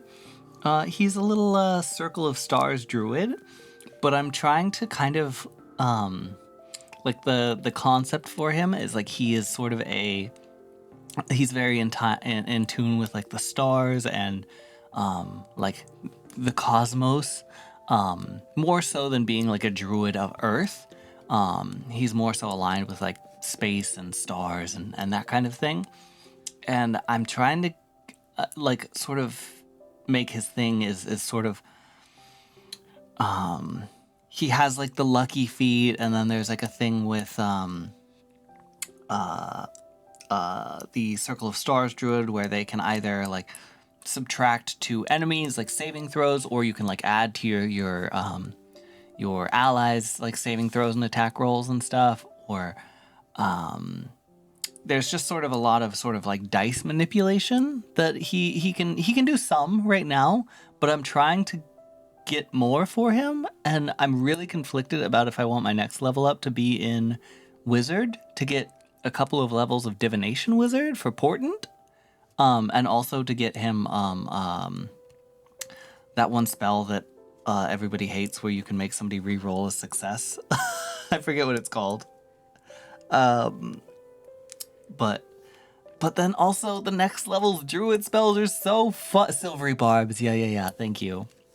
But yeah, the next level's Druid spells is so fun, because I think we will be level, what is it, level 9, I think it would be a level 9 Druid, which is when, what is it, 5th level spells come online, 4th or 5th level spells, and there's some neat ones. I'm like, oh, I want this portent from Divination Wizards so bad, but I also want spells. All right. Anyway, besides my my D&D sidelining the conversation, let's go ahead and pull our card for Nyx. All right.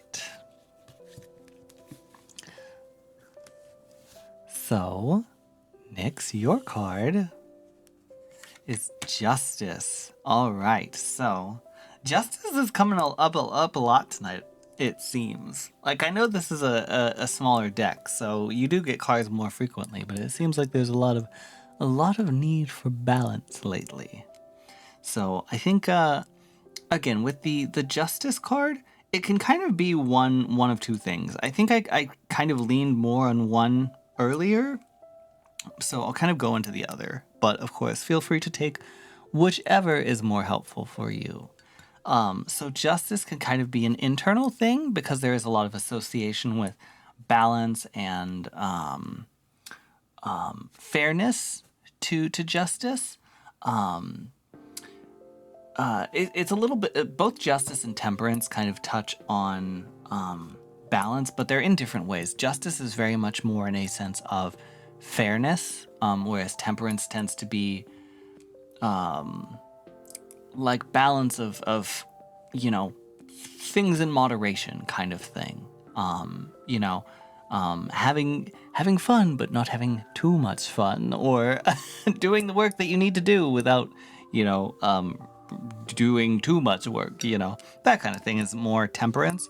Whereas justice is more about, like I said, fairness. So for justice, it can be something either like an outward projected, like maybe you are going into a situation or a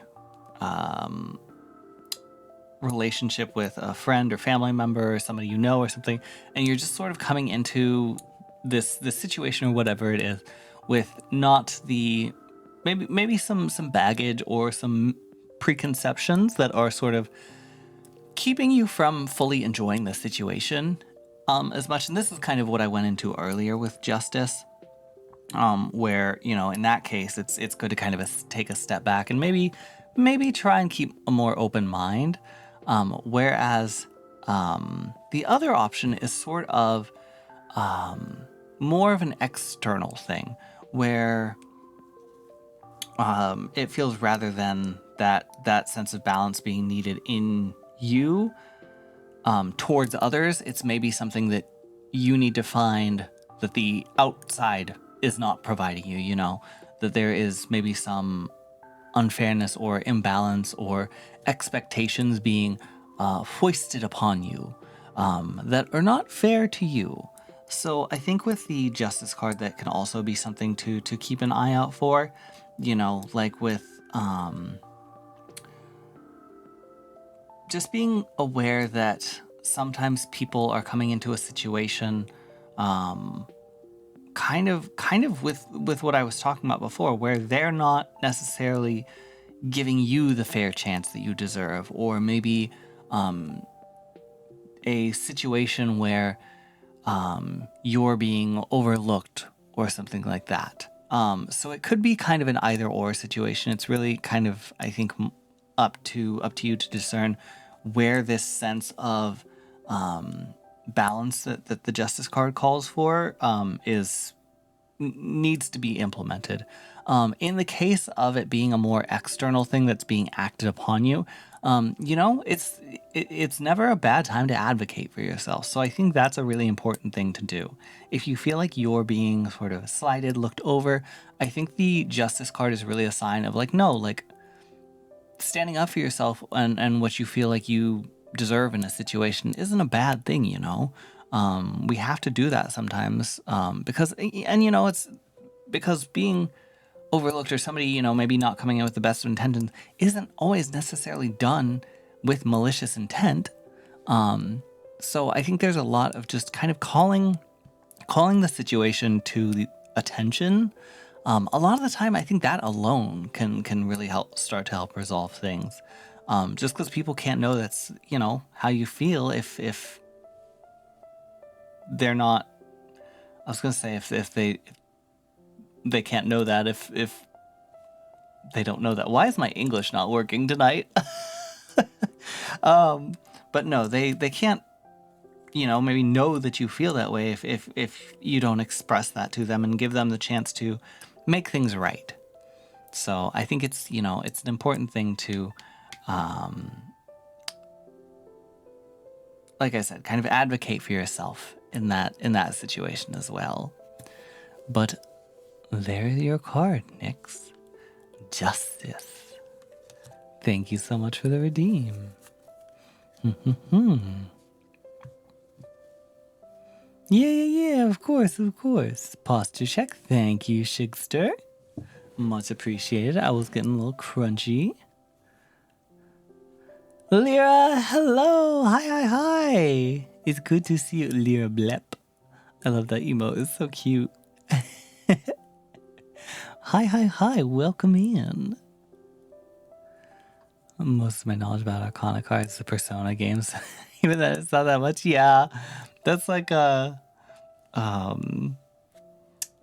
did a lot of mine come from? Mine was a lot of from like the game, the Arcana. And then God, I know that there's like a lot of media that I really like that is like tarot card based. I don't seem to be I seem to be blanking on every single book I've ever read or show I've ever watched the moment I try to think of them, but I know there are a lot.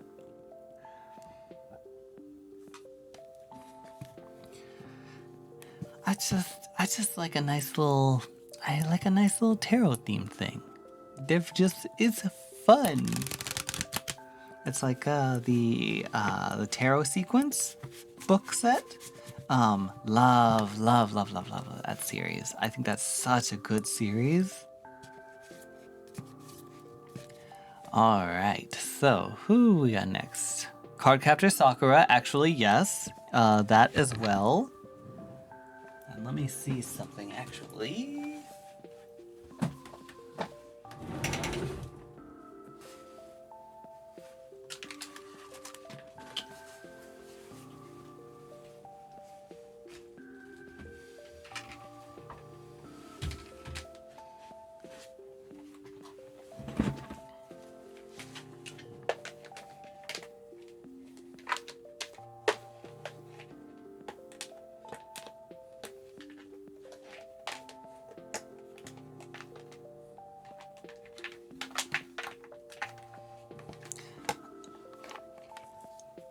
Yeah, there was some Cardcaptor Sakura vibes that I enjoyed when I was younger. we got the Cloud deck right here. I never even thought about using this for like tarot readings or anything. But yeah, there's one in here that I think that's missing though. And I'm sad because it's my favorite card. And I think it's because like I took it out and had it. These are from when I was really young. This is from a long time ago. But it was the of course, little edgelord self. I loved the shadowy.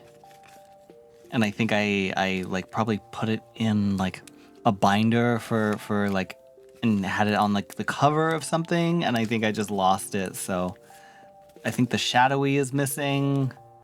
Oh no, the shadow's in here. Oh, it's the shadow, not the shadowy. There must be. I remember there was a couple of cards missing because I've counted these, and there's not quite enough cards for what it should be, and I don't know exactly what they are. But yeah, so I got a little Cloud deck stuck away in my closet. We're kind of going down memory lane here a little bit. All right, but why don't we go on to our next card, which is going to be for Amy. Thank you so much for the redeem. Much appreciated.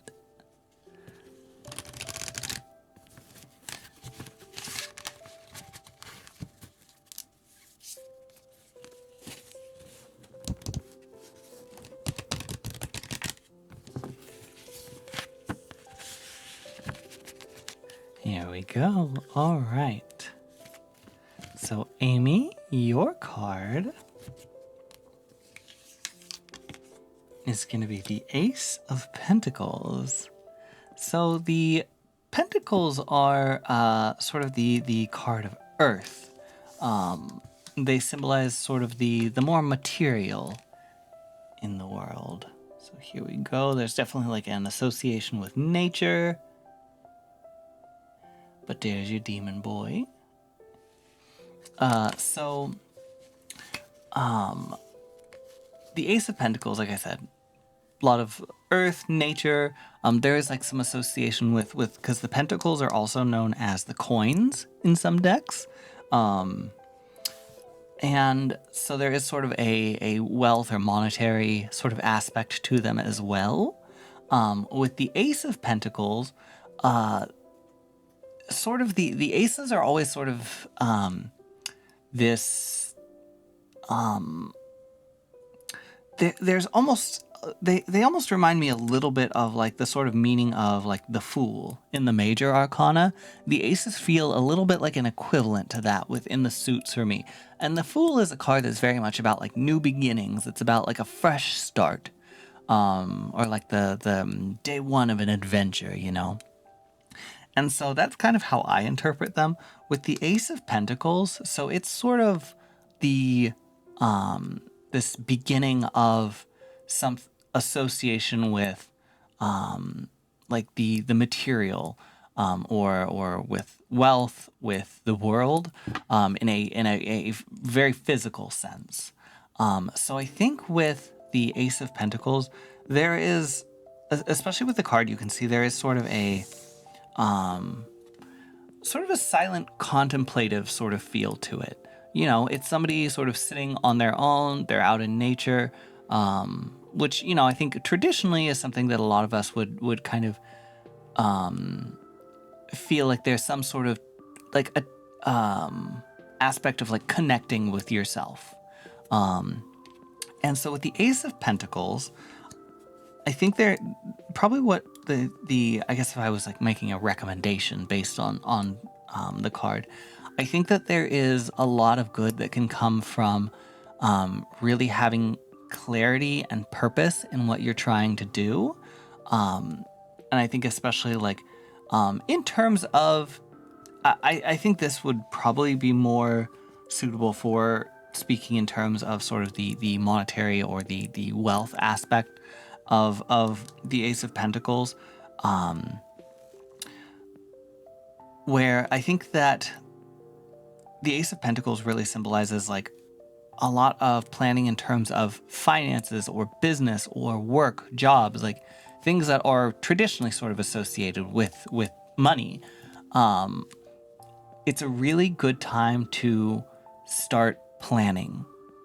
I think if you don't have maybe an idea of sort of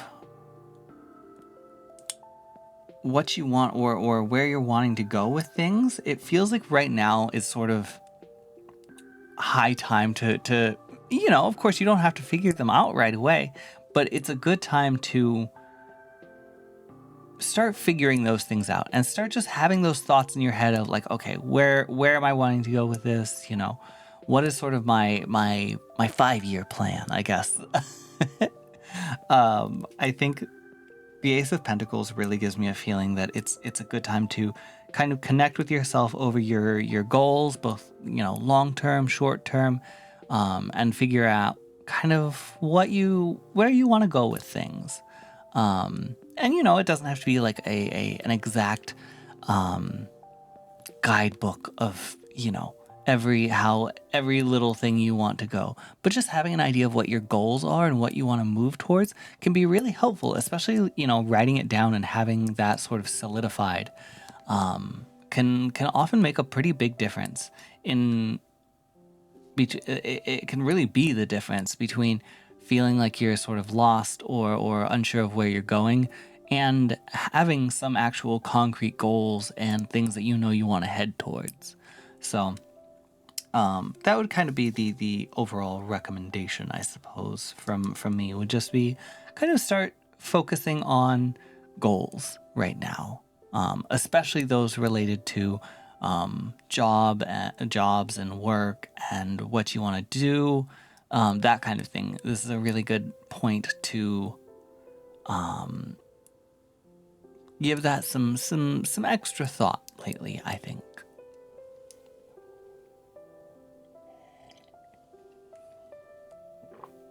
But there's your card, Amy. Thank you so much. Marco, good time zone. Hello, thank you.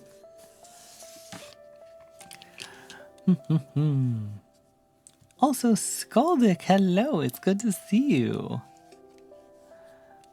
I know sometimes I'll talk with people for a while, like in chat, and then like, but I won't actually like see the usernames, and then like I'll see it and I'll be like, oh hi, it's good to see you, and then it's like, buddy, we've been talking for like 20 minutes.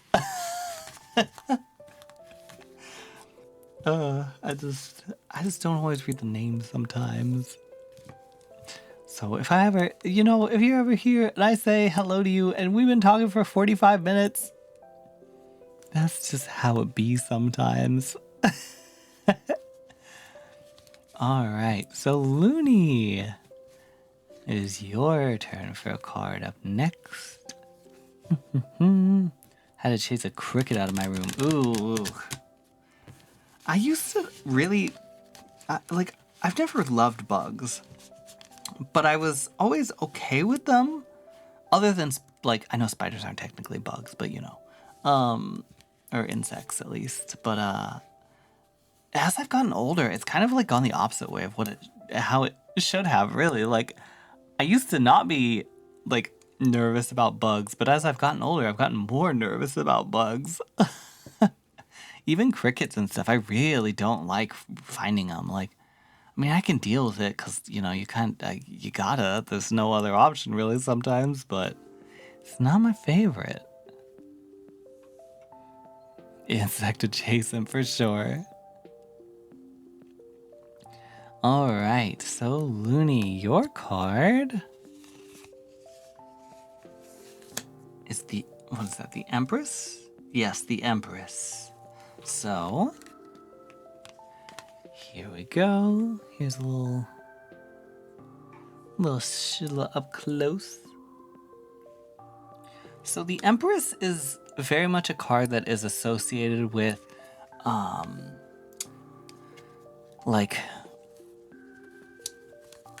there's definitely like a strong nature aspect to it, but it's like very much like a card of life, of nature, of fertility, of nature in bloom kind of thing. There's definitely a sense of abundance. I don't know why I put the card back already. So there's definitely a sense of abundance that comes along with the Empress.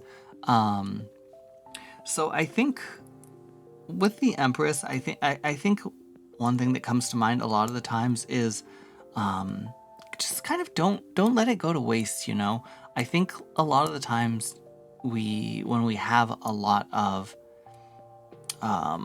abundance in any sense, whether that be like abundance of money, especially. There's not a particular like monetary association with this card, but I think with this card, like an abundance of even just an abundance of good things happening, an abundance of energy and life around us, sometimes I feel like can almost make us nervous. Like we don't trust it because it feels like things are going too good. But I think it's really important that when you are in those times, you enjoy them.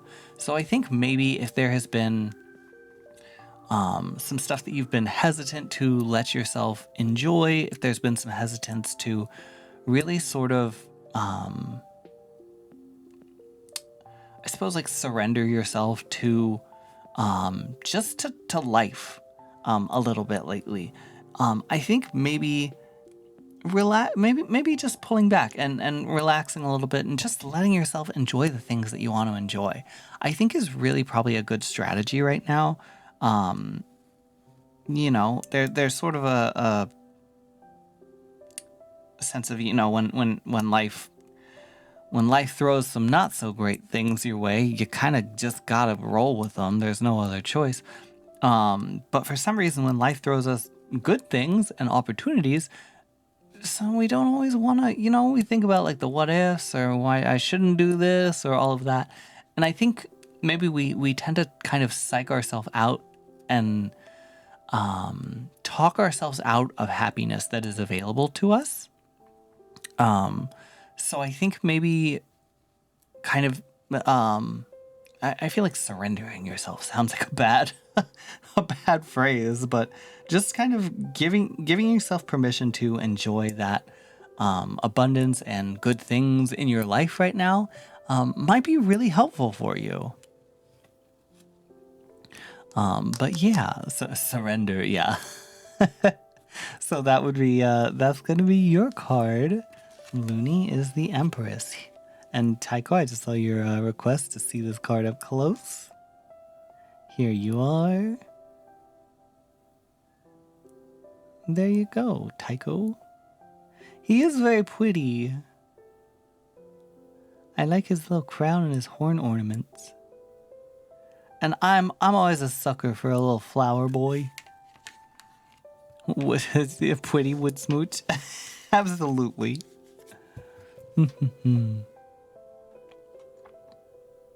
I enjoy you too, Lyra. Thank you.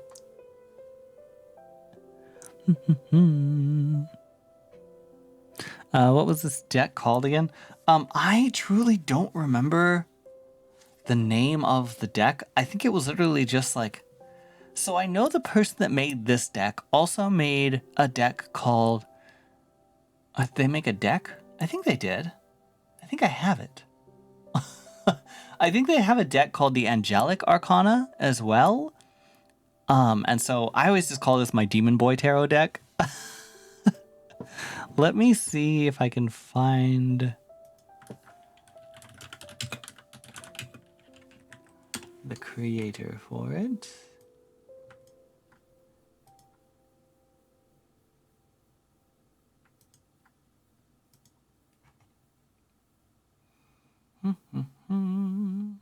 I don't know if they still do print or sell like their demon tarot anymore.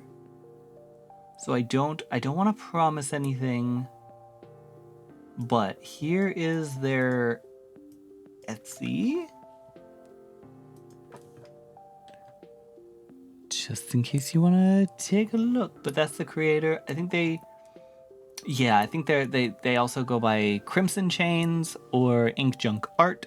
So, avenues to look into.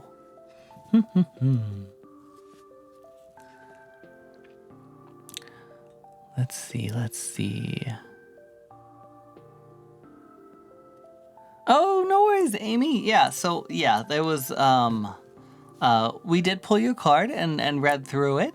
But this will be going up as a VOD. So once the stream is over, if you'd like to check that out, that will be available for you. Are you by chance a D&D like a dungeon master? Very good at free talking. Oh, thank you. I appreciate that. I've DM'd a couple of little one-shots and stuff here and there, but I tend to prefer being a player. But I think that's because I'm still very trepidatious about DMing. So one day I'll get there, but I think I just need more practice. But I'm very good at getting deep in the headspace of one character. But like the improv of switching characters and rolling with sort of the punches of whatever your party throws at you is difficult for me. Like I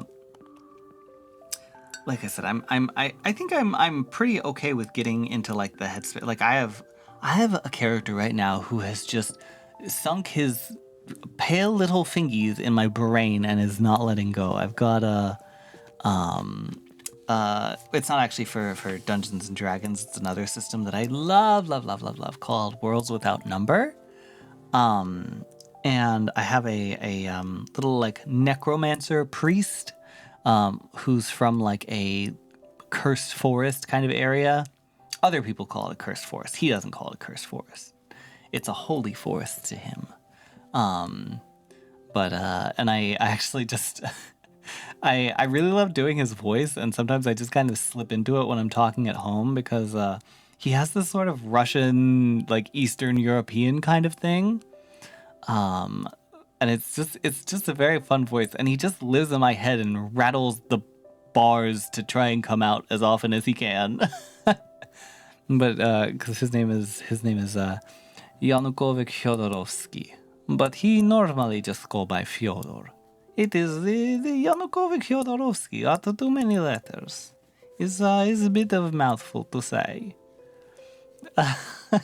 But he's a very fun character to play. Not sure if it's just me. Would love to see a tarot ASMR. Yeah, I've thought about doing a tarot ASMR video sometimes. It's a possibility. Oh, I would love to smooch you too, Lyra. Point right, point left. This is a little. Necromancers get all the bad rep. They do. My boy doesn't even have he doesn't have one damage dealing spell. My man cannot do damage. He's a peaceful little guy.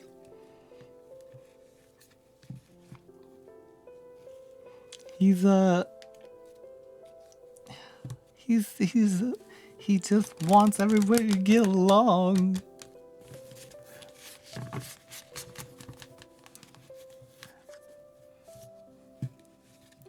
All right, so who we got up next? We've done Nyx, we did Amy, we've done Looney. So we have Rockin' Renegade up next. It is time for your cards. So we'll go ahead and give this one more shuffle for you. So we've got Renegade, and then we've got Wolf the Reaper. Rosalind, hello! Thank you for the resub. Thank you so much for sticking around here with me. Much appreciated. All right. So, Renegade, your card is going to be the Ace of Swords. All right. So, here we go. All right. I'm just going to take just a quick second for another bite of cake. I should have done this before I drew the card, but it's tempting me.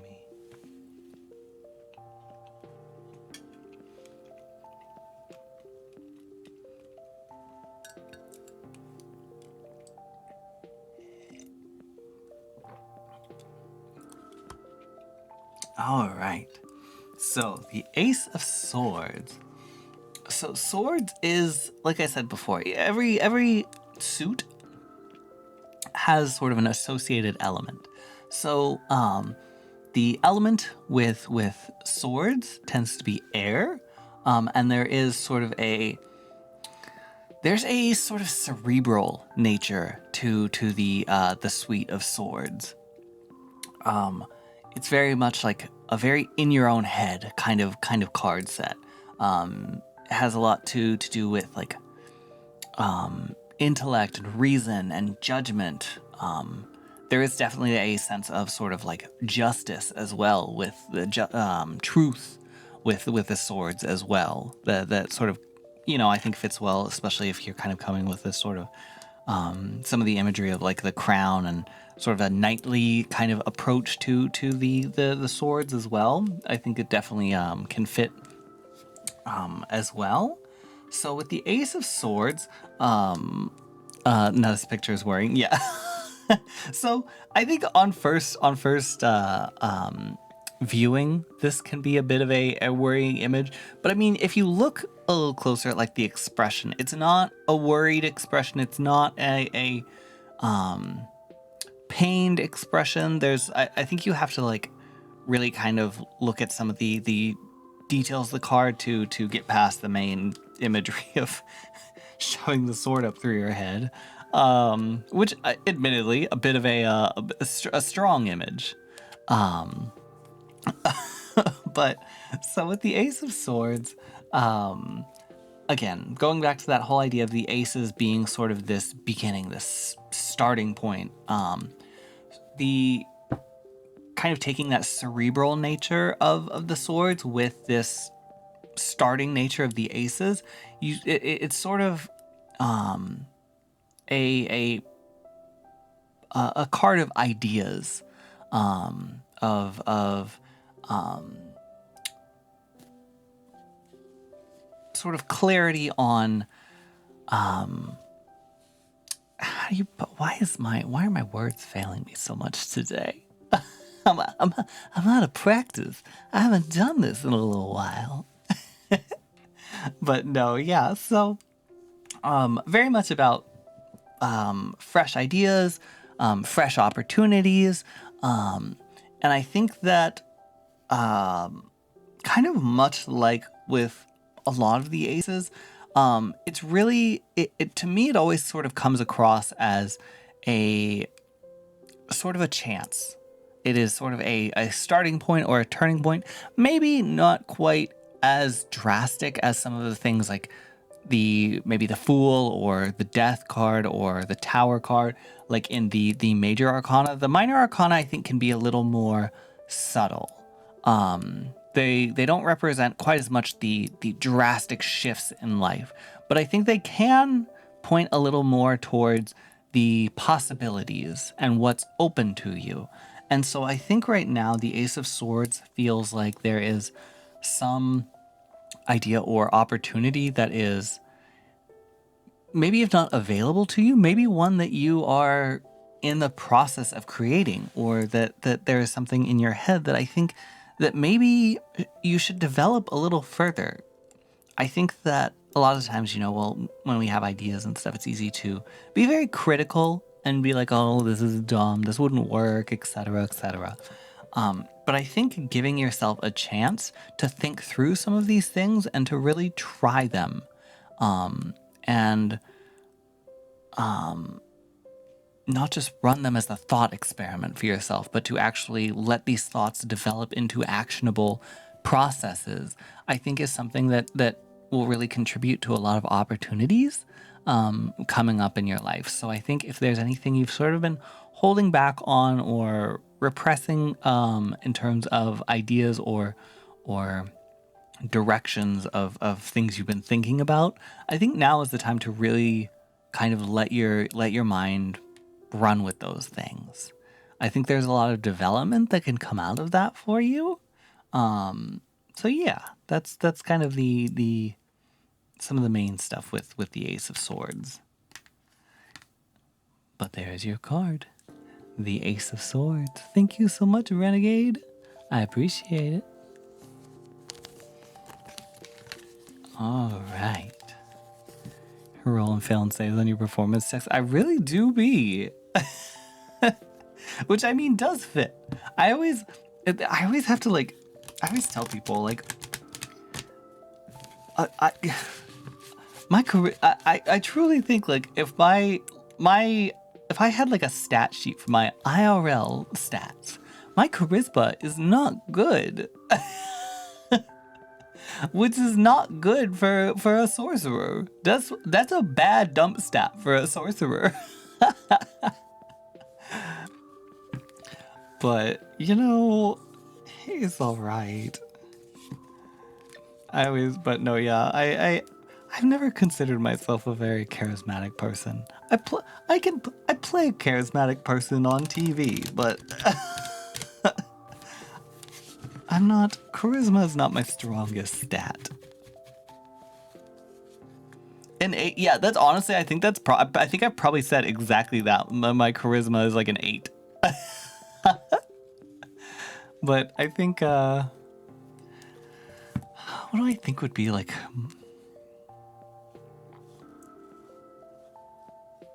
don't know. I don't know what my strongest and weakest stat would be. I feel like it's very, I'm very much kind of right around that 10s all around on my stats. Very much that average, right across the board. But all right, why don't we go ahead and get our last card for this set going? So Wolf the Reaper, this will be your card. Thank you for your patience. I appreciate it. Oh, my light is falling. Oh gosh.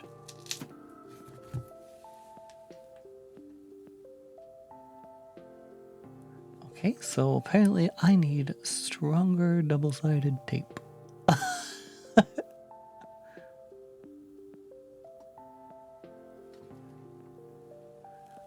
Okay, hopefully that stays. I'm gonna blow out this light that that the black light I have that like illuminates like my tattoos and stuff is like sort of falling. I'm gonna blow out this candle just in case, out of an abundance of caution, just in case it does just come down.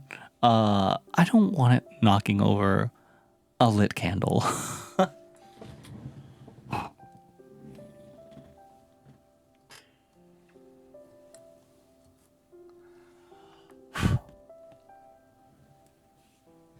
There we go. Okay, so no more pretty candles, unfortunately, but I've set things on fire once on stream. Almost had my house burned down during a D&D session one time. I don't play with fire anymore, you guys. It's not I'm not taking any chances.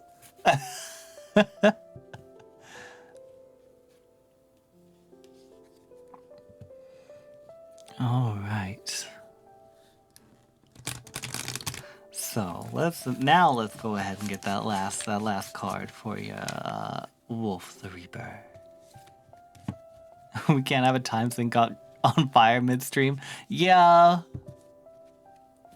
Not a fire witch, it would seem. Funny enough, I don't think I've ever played... I've never played a character that took fireball. I'm just like, I'm not a fireball kind of witch. It's just like, I always like taking spells that are like funky, that do something. Like spells that are just like, I do a lot of damage. Like, I don't know. It's just not super fun to me. Like, there's in Worlds Without Number, they have such fun spells. Like, I really, really highly recommend checking out Worlds Without Number to everybody. It is just such an incredibly well put together game. Everything Kevin Crawford makes is just fantastic. And the best thing about it, the source book for it is entirely free. There is a version you can get that does cost money, that has some extras, but you can fully run the game and get this book and everything for $0. It's so good.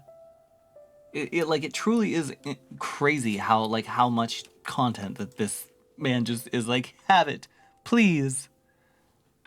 But yeah, like let me go to some of the spells just so I can like read you guys the names for some of them, because it's like there's like these are some of the first level spells, and they're the sort of rough equivalency is like whatever in this system, whatever the spell is, like the spell level is, if you double that, that's like the D&D sort of equivalent of like the power level. So like first level spells are kind of level 1 and 2, second level are sort of 3, 4 in D&D, etc. And they go up to 5th level. So like first level spells, just listen to some of these names. You have Cognitive Supersession of the Inferior Orders. You have the Excellent Transpicuous Transformation. You got the Imperceptible Cerebral Divulgence, the Ineluctable Shackles of Volition, the Long Amber Moment, Ward Pact Invocation. These spell names are so good. I love the names of the spells in this system, and it's like they're so much fun because it's like not only are the names weird, but the spells themselves are weird. Like it's not just like, hey, you do a bunch of damage to this person. Like, casters in this system can do damage for sure, but it's like they're not their casters are meant to be more utility focused. Like they can do a lot of really helpful stuff out of battle. They can make their own way in battle, but they really shine more out of combat because there's just like some weird stuff some of these spells do. Like I'm trying to see if there's any.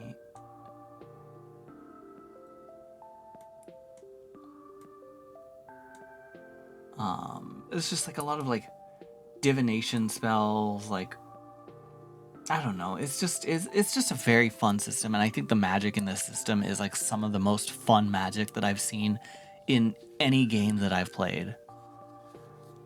The name of the book is called Worlds Without Number, which is different from Worlds Beyond Number, which is the D&D podcast that Brennan Lee Mulligan hosts. So it's this system is called Worlds Without Number. But he has a bunch of other books too. He has Stars Without Number. There's another, like, is it Godbound? I know there's a game called Godbound. I think that's a Kevin Crawford game, but I could be wrong. He has one that he's working on right now, is sort of like a sci-fi, like kind of a cyberpunk style sort of game called Cities Without Number. But yeah, just highly recommend. Everything that he makes is just so, like, it's just so well thought out.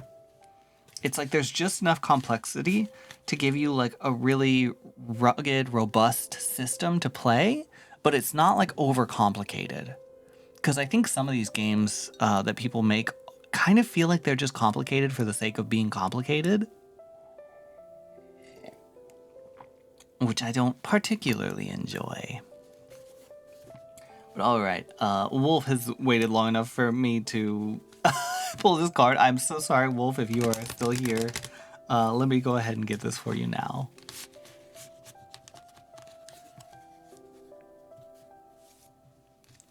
Is the Without Number part for real or sarcastic? No, that's actually, like, that's what all of his books are called. There's Worlds Without Number. There's Cities Without Number. There's Stars Without Number, which is sort of like the spacefaring galactic version, whereas Worlds Without Number is kind of your more somewhat traditional fantasy, and which is kind of my preferred kind of system. But yeah, no, the Without Number sort of moniker is what a lot of Kevin Crawford's games go by. All right, so Wolf, your card. Finally, I am so sorry for the wait. Thank you for your patience.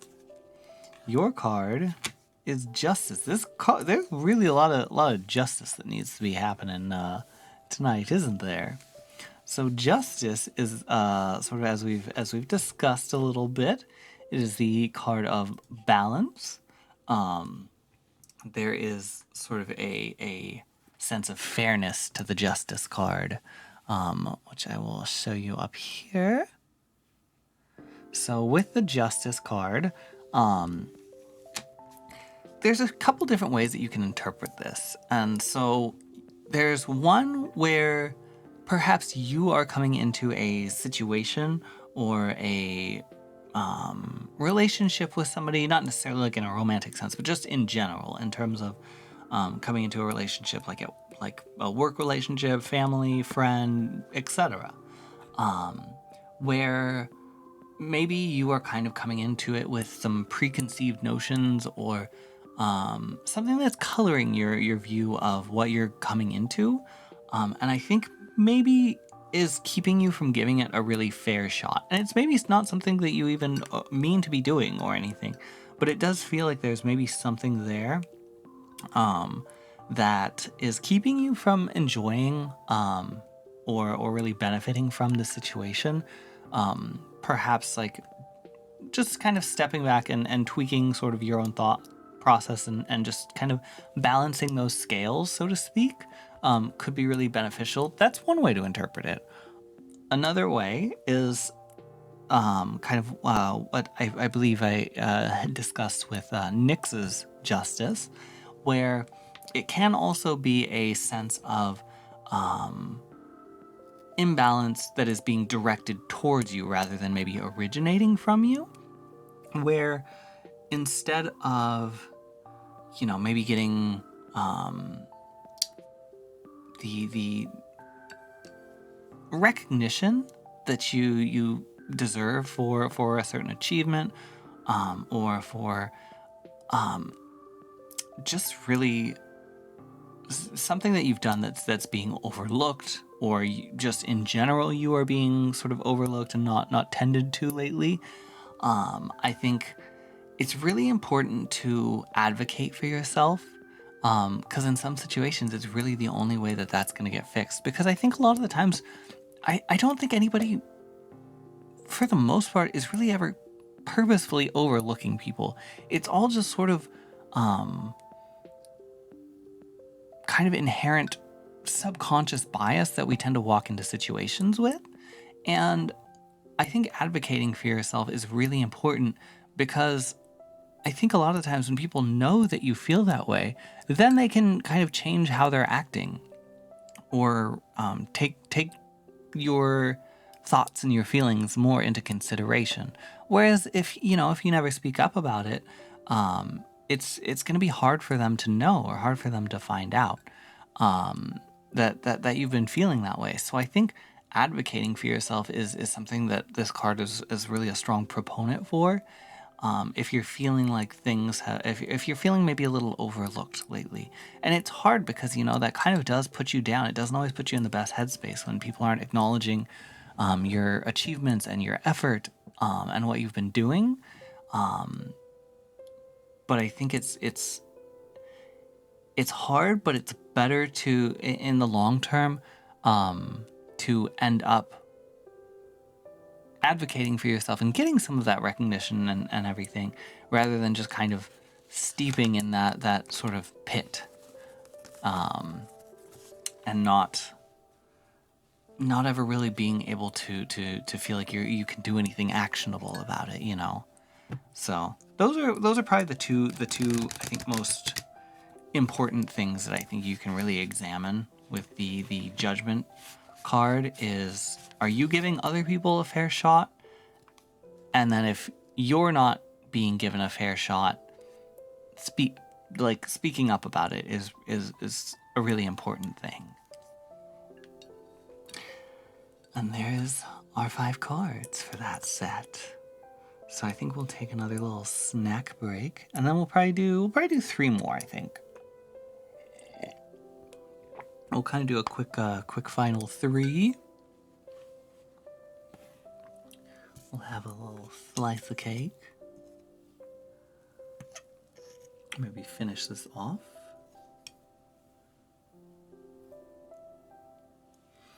Sorry, I thought there was something on my cake, but it was just more cake.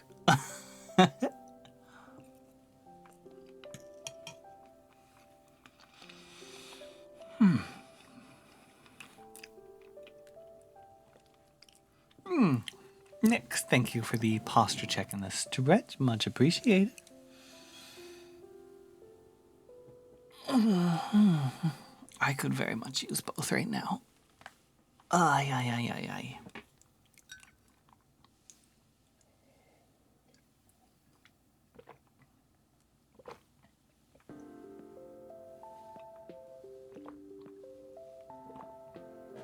Alright, so we finished our vanilla Komoro tea. But fret not. We have another tea that was just in the waiting. I got my this is like my nice tea for that I like having with like my sore throats, or not even with sore throats or anything, but just like when you've been talking a lot, or I especially like to drink it like if I've been really like going for a little too long practicing singing or something. It's nice to have a little bit of this, a little throat coat tea, a little honey with it. And I love this cup. I got this cup in Japan. There is a strawberry one that goes with it. I have a little set, but it's got a little top on it. And it's got tea in there.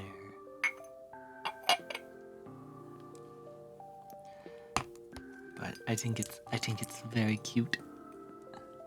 Of course, my big hat is right in the way of it. I just wish it was a little bigger because I drink so much tea. need these like big chunky boy 16-ounce cups. My my nice Spirit Halloween Kingdom Hearts mug. I have this, and then I have a mug that I got possibly from Spirit too, either Spirit or from Michael's. That's like a big mug as well. It has like a moon pattern on it. I just need big mugs because I drink so much tea. These small cups are not, it's not enough. Have a unique perspective on tarot. Salem. Oh, thank you so much. I hope it is occasionally helpful. I know it can't always be, but hopefully from time to time. I mean, I think there's even something that's just kind of therapeutic about just like hearing somebody give you a tarot reading, even if you don't do anything with it, you know? It's kind of nice to have somebody spending a little time and thought on you.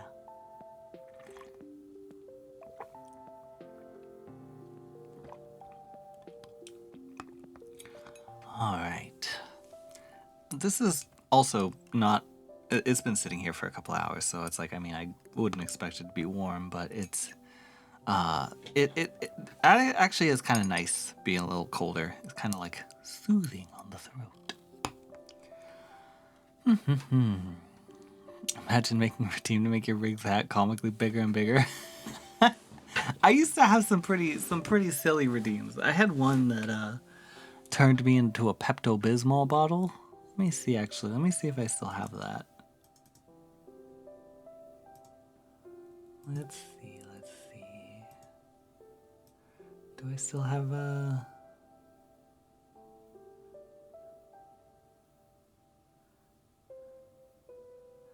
Can I still be a little Pepto guy?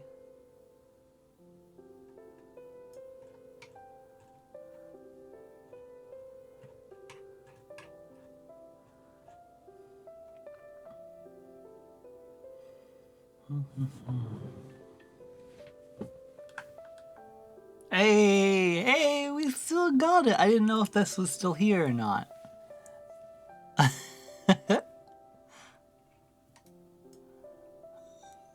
This is the Pepto.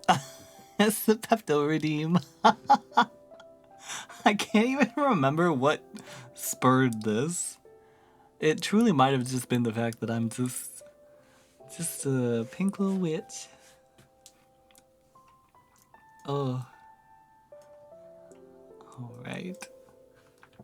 All right. Begone. Banished. Banishment. There we go. And that is one of the redeems that I always really enjoyed though. It's just very silly. Oh.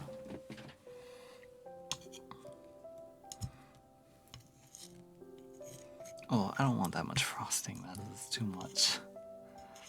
This truly, like, that's when you know you've really gotten old, when you're like, oh no, I can't have that much sugar.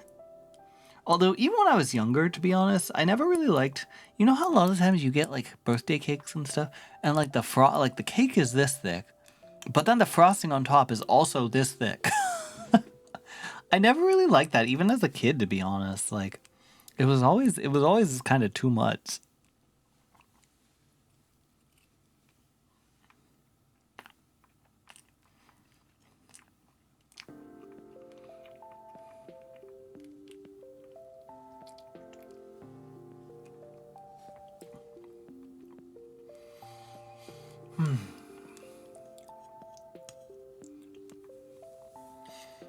As a kid, I loved pure fruit juice. Now I have to dilute it with water, just too sweet.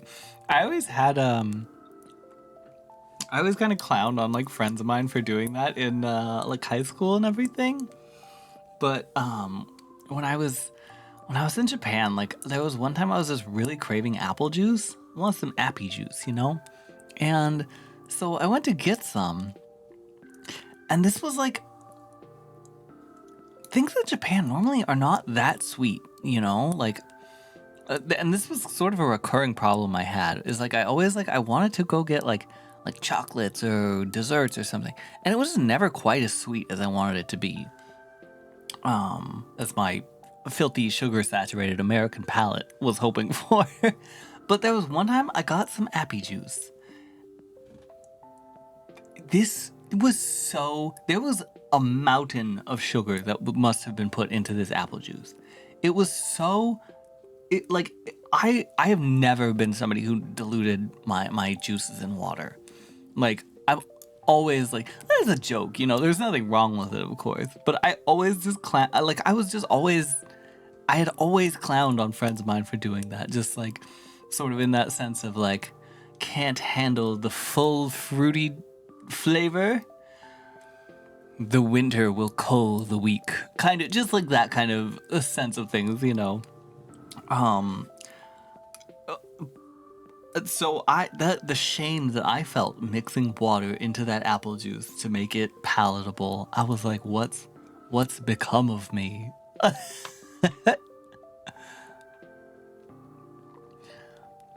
You will not withstand the Baja Blast. Yeah, it was weird because I drink soda and stuff all the time, and I put a bunch of like honey and sugar and stuff in my tea and all that. So it's not like I don't drink like sugar sweetened beverages, but I just like, I don't know, something about that appy juice was hitting hard.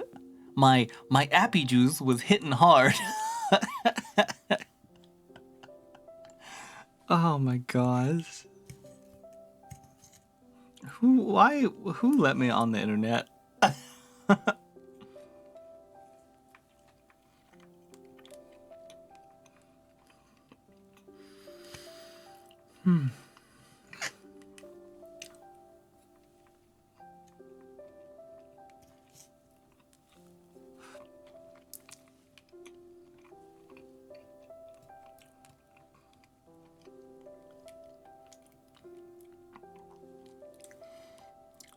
Apple juice or apple flavored juice? The packaging was all in Japanese. I just saw it had apples on it. I could read it well enough to be able to see like, oh, this is apple juice. I wasn't, you know, whether it was flavored or from concentrate, all that. The details are lost on me.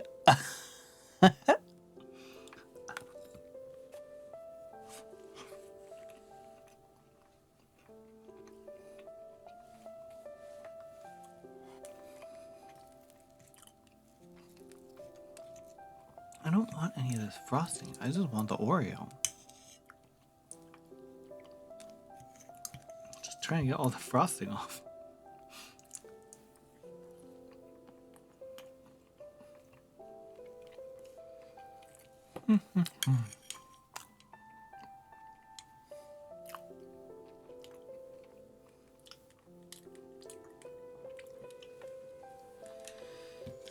All right.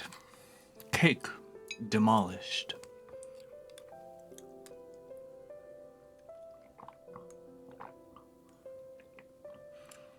All right, so I'm gonna go ahead and open up 3 final tarot card redeems for anybody who would like to try and snag one. So let me go add some of those. All right, so there's gonna be 3 more. I think I'm just not quite up to feeling like doing 5, a whole nother set of 5. But I got 3 more. We got 3 more in here. So I will add those and I'll give you a little countdown like normal. So if you want to go ahead and try and take a shot at grabbing a tarot redeem, in the points menu, in the channel points menu. Oh my gosh, sorry, that icing is like hurting my teeth. It's so sweet. Perish.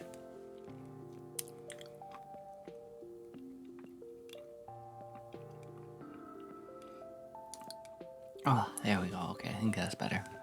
But yeah, so in the channel points menu, there will be a 1-point tarot card redeem that will become available in just a few moments as I add those. So if you want to take a look there and get ready for it, those last 3 are going to go up in 5, 4, 3, 2, and 1.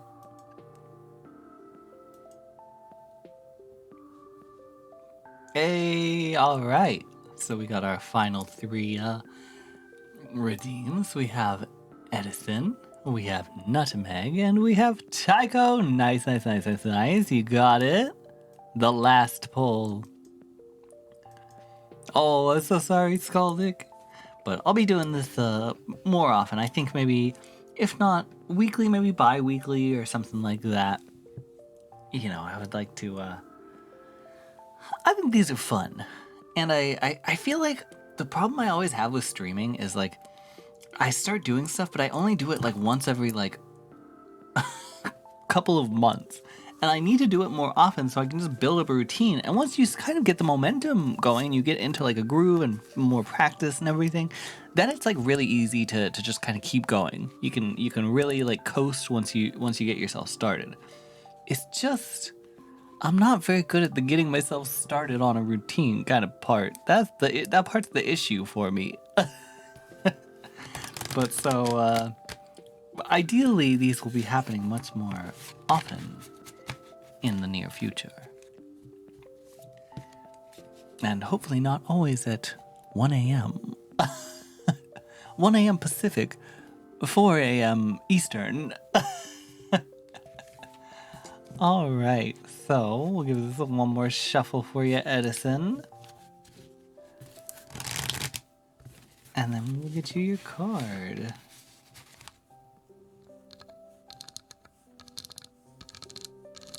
Let's get a little ASMR tippy tappies in there. All right. So, Edison, your card. All right, Edison, your card is the Tower. So, with the Tower, let me go ahead and hold this up a little closer to the camera for you. Here we go. So the Tower, a little bit of a scary looking card. It's a little intimidating, and I think that makes sense for this card. So the Tower is very much a card of structures that are coming down, and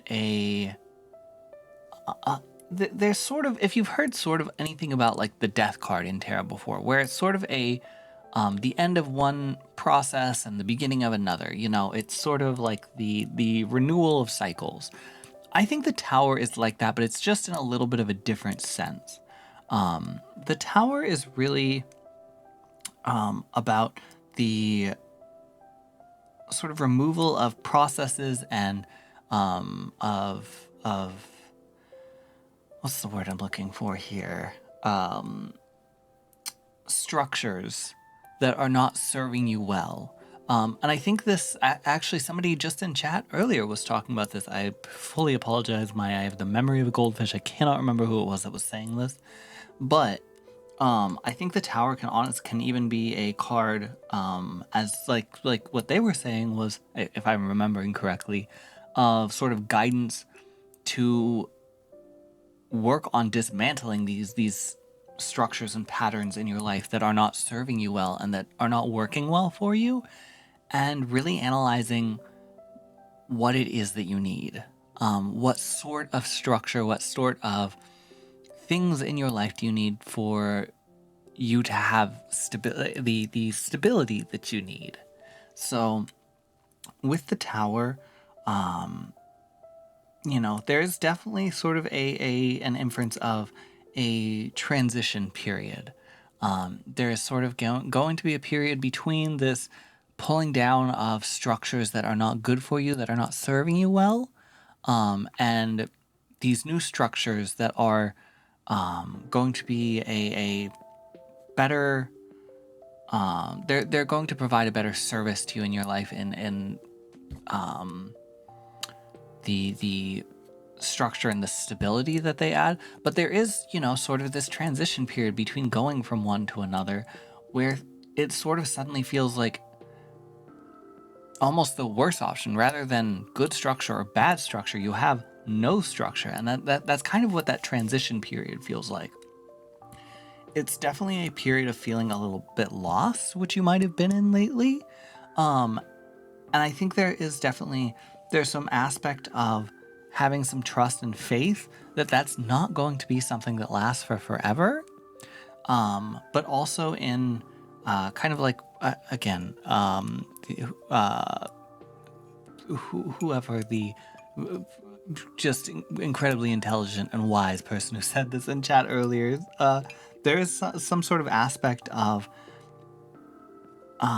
encouraging you to put some energy and effort into rebuilding those structures too, into making things better for yourself.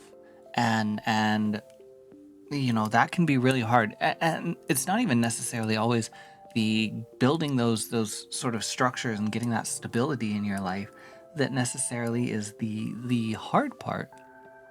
Sometimes the hard part is just figuring out what you need, I think that's a really hard part for a lot of us in life. It's not that we don't know how to get to where we want to be, it's that we don't know where we want to be, or what we need to get to where we want to be. So I think just being okay with the fact that might be a little bit difficult, and that there might be a transition period. I think it's there is a sense of sort of rolling with the punches as you redevelop this new system for yourself, and just be patient with yourself. It maybe is going to be a bit difficult, but I think the outcomes are going to be very worth it in what you are able to reap from the time and energy that you spend giving yourself some structure and stability. But there is your card. Thank you very much, Edison. The Tower. Mara, hello. How you doing? You can see that. Oh, I'm glad. I hope it helps. And if things are feeling a little chaotic and unstructured and all for you lately, I hope you do. I hope you are able to sort of cross that bridge and get to that point of structure and support for yourself soon. So I wish you the best of luck on your travels, on your journeys, on your efforts. But up next we have Nutmeg. So let's go ahead and get you your card, Nutmeg. We'll get this shuffled up for you.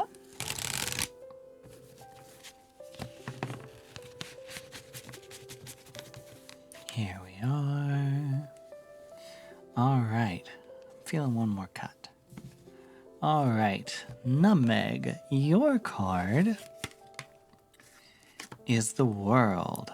There's something about this deck. Every time I use it, it's like, it feels like it always has like sort of recurring messages every night that I use it.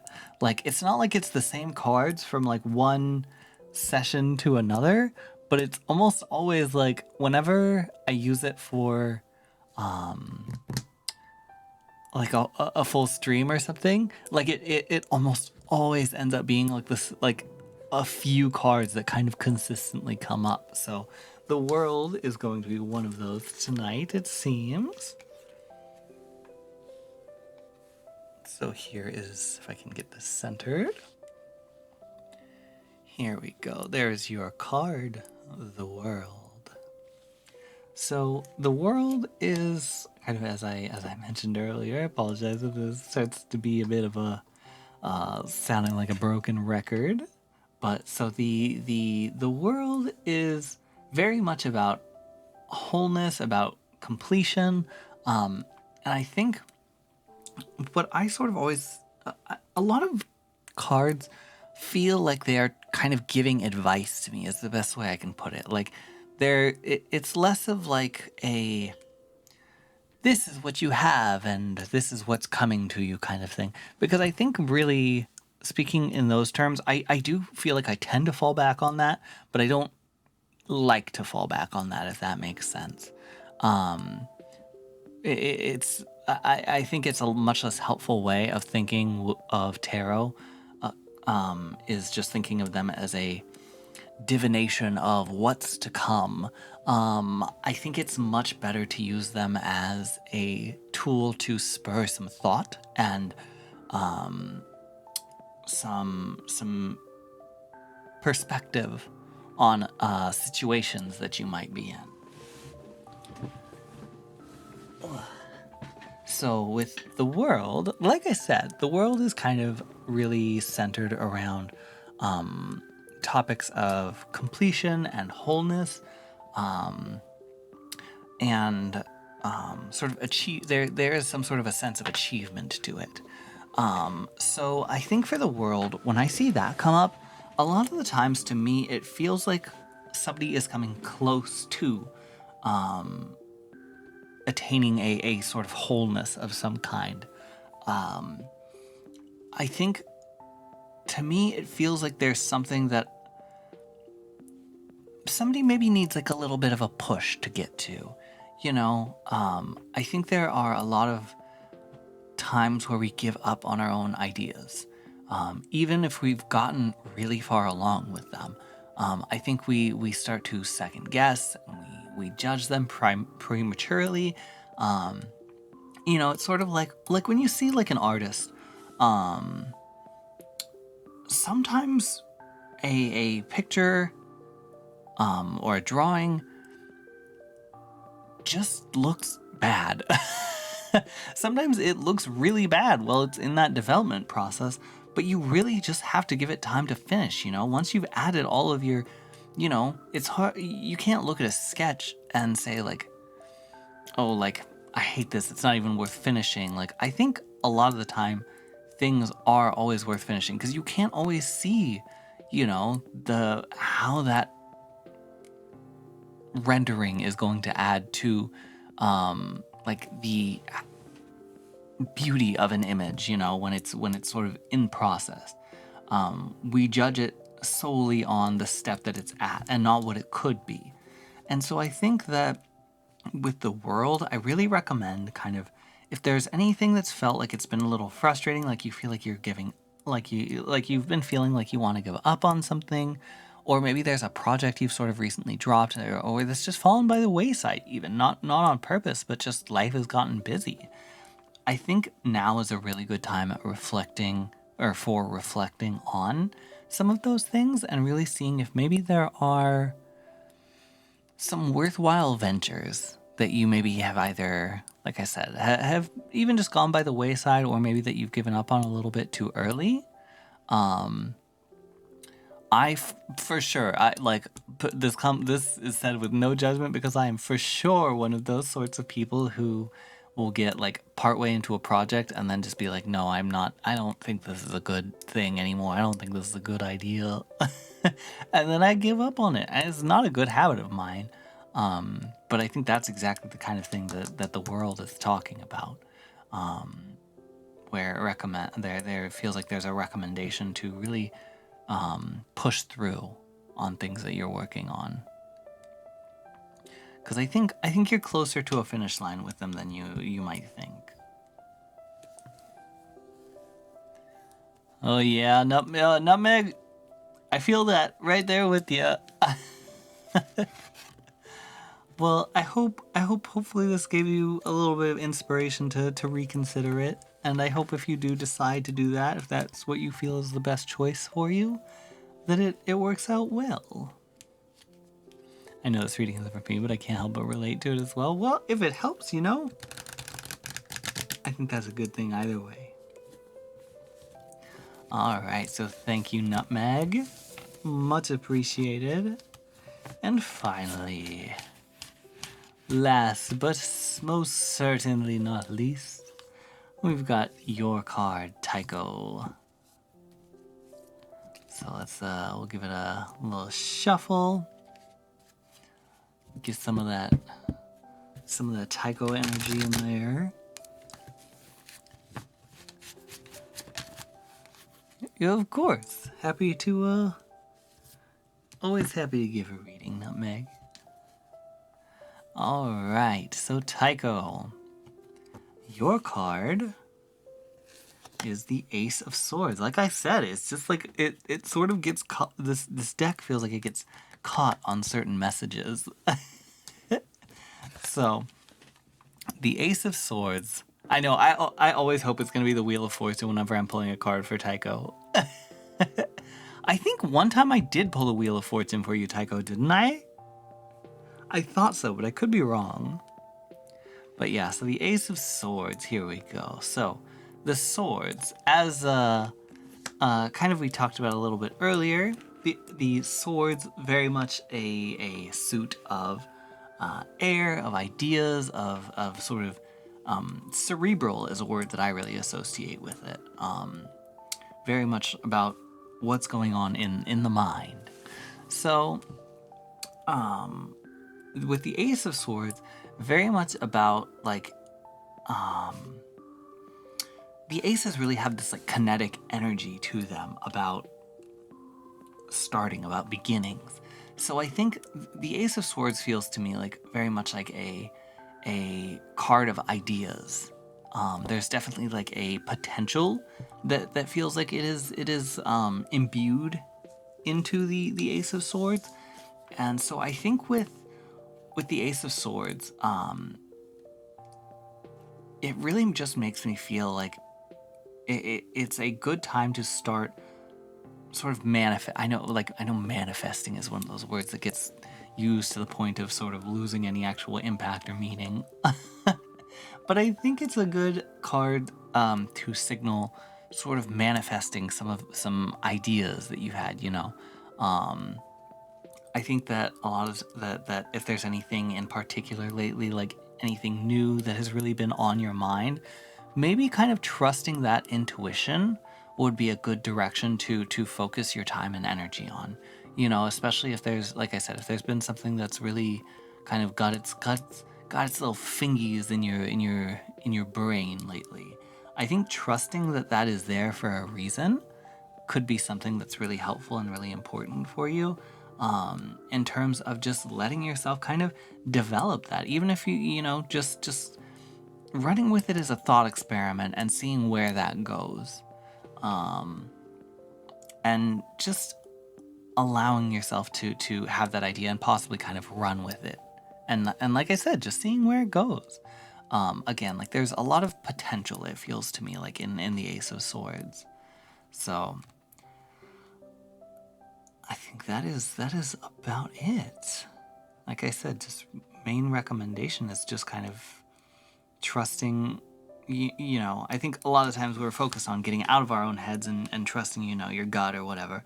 But I think right now, if there's any like ideas or things that you've been focused on, now is the time for trusting your head. But that is going to be it. There's the Ace of Swords for you, Tycho. I'm so glad you were able to get that you were able to get that dramatic last pull. My deck keeps pulling wand cards. Yeah, it's just funny. It's like sometimes the decks just really get stuck in one mode. King of dramatic endings. That feels like it works for you. That feels correct. But I think, what do we have? Let me... Oh no, I think I just shuffled it funky. Did I? Or did I just put one card upside down?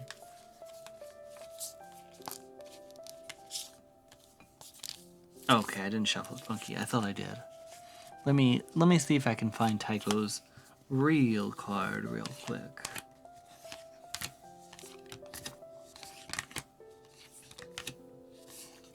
I love the imagery on this card. I don't know why. There's just something so... Love some tragic gaze. I love that one. And then this is another pretty card. I really like the Hanged Man. Love this deck so much. Love all the pretty words. I know, me too. Wheel of Fortune, here we go, our little crop top boy. There we go. There's Tycho. We got Tycho. For real, for real. The Emperor. The Emperor card in this deck do be spicy. I love him. I love him, Your Honor. He's so good.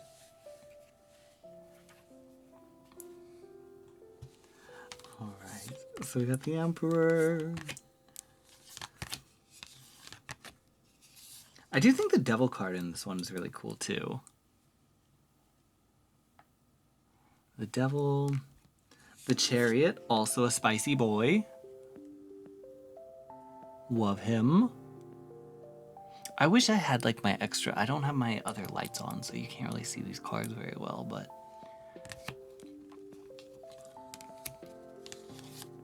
Let's see. Justice is a pretty little guy.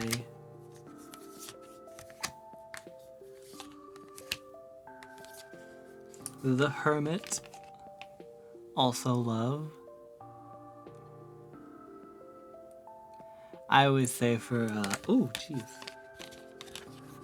For branding purposes, the Magician, for sure. I gotta go with the Magician. It's just, you know, it's the branding. But if we're talking for real, I gotta go with the Hermit. I gotta go with the Hermit. And then the Strength. I really like the Strength card in this deck too. It's really pretty. It has a very peaceful feeling. It's like a very stable, peaceful kind of strength. Yeah. Flourished emoji. What's this deck called? So I always just call it my Demon Boy deck. It is by... If you look up the Angelic Arcana, the person who made that deck also made this deck. I don't know if they sell this deck anymore. I haven't seen it in a while, but I haven't really looked either, so...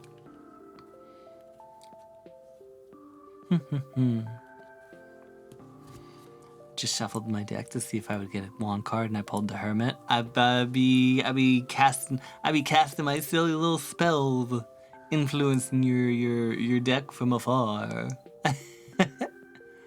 Only saw the Angel one when I got it. Oh, yeah. I wish that like I would promote the heck out of this deck if they were still selling it, but unfortunately, I don't know that they are. I don't know if they're ever planning on doing a rerun of it. I would hope so, because I do think there's a lot of people that I get a lot of comments from people like on streams where I use it. People being like, "Where can I get that?"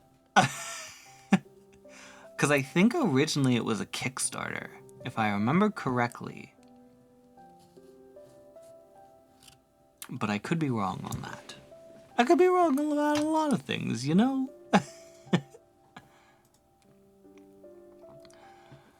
But yeah, I think that's gonna do it for tonight. I think that's all the divination I got in me. So why don't we go ahead and do this?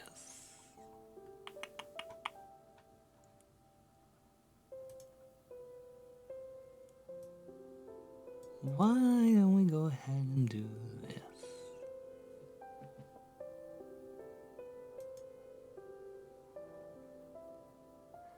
I think I know who we're going to go say hello to. So, we're gonna start wrapping up here, I think. Oh, stretch and posture check, thank you. I'm super crunchy right now. I'm sitting very LGBT, if that tells you anything. There we go.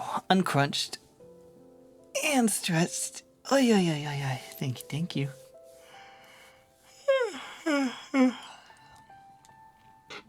All right. So thank you all so much for coming and hanging out. I had a great time getting to go through your readings and just hanging out and chatting. I just really need to get back in the groove of streaming more often again. But I think we're going to start heading off. So we're going to get a raid set up. So for those of you who would like to join, you do get some additional channel points that you can use. Because actually during my regular streams, you can redeem tarot cards as well. But those are... I have to go and look at all the prices and maybe readjust some stuff. But you can use your channel points to get tarot readings. You can do it to get some other fun stuff. You can use them to turn me into a little cat witch. There's all kinds of stuff you could do with some point redeems. So if you would like to get some extra points, feel free to join along in the raid with us and say hello to a friend of ours we're going to go see. If not, though, I understand. If you need to get some sleep, please take care of yourself and get some rest. Oh, Nutmeg, it was nice to see you. Thank you. It was nice to see you, Edison. It was nice to see you, Amy, Nix, Tycho, everybody. Thank you all so much for stopping by. But here is the raid message we'll be using. If you would like to join in, you can redeem the Salem Excite emote with some channel points as well. You'll get some access to that. So let's get this raid set up and going. Here we go. How do you Twitch? How do you use Twitch? How do you use twitch.tv? Alright. So we'll get this raid set up. Thank you all so much again for joining me tonight. It's been wonderful getting to say hello and getting to hang out with you guys and enjoy a little cake, enjoy a little tea. I will see you all next time, which will hopefully be very soon. I'm going to try and get in the habit of doing this more often again. Rather than just once every 2 weeks. So, once again, here is that raid message. Please feel free to go and say hello with us. And we'll keep the party going, you know? Oh, Fridge Gribble. Oh, I'm so sorry. It's nice to see you, though. Thank you for stopping by. Oh, Kip as well. Oh, I'm so sorry. We're just heading out, but I hope you guys have a good night, good day, good time zone. I'll see you all later. Goodbye.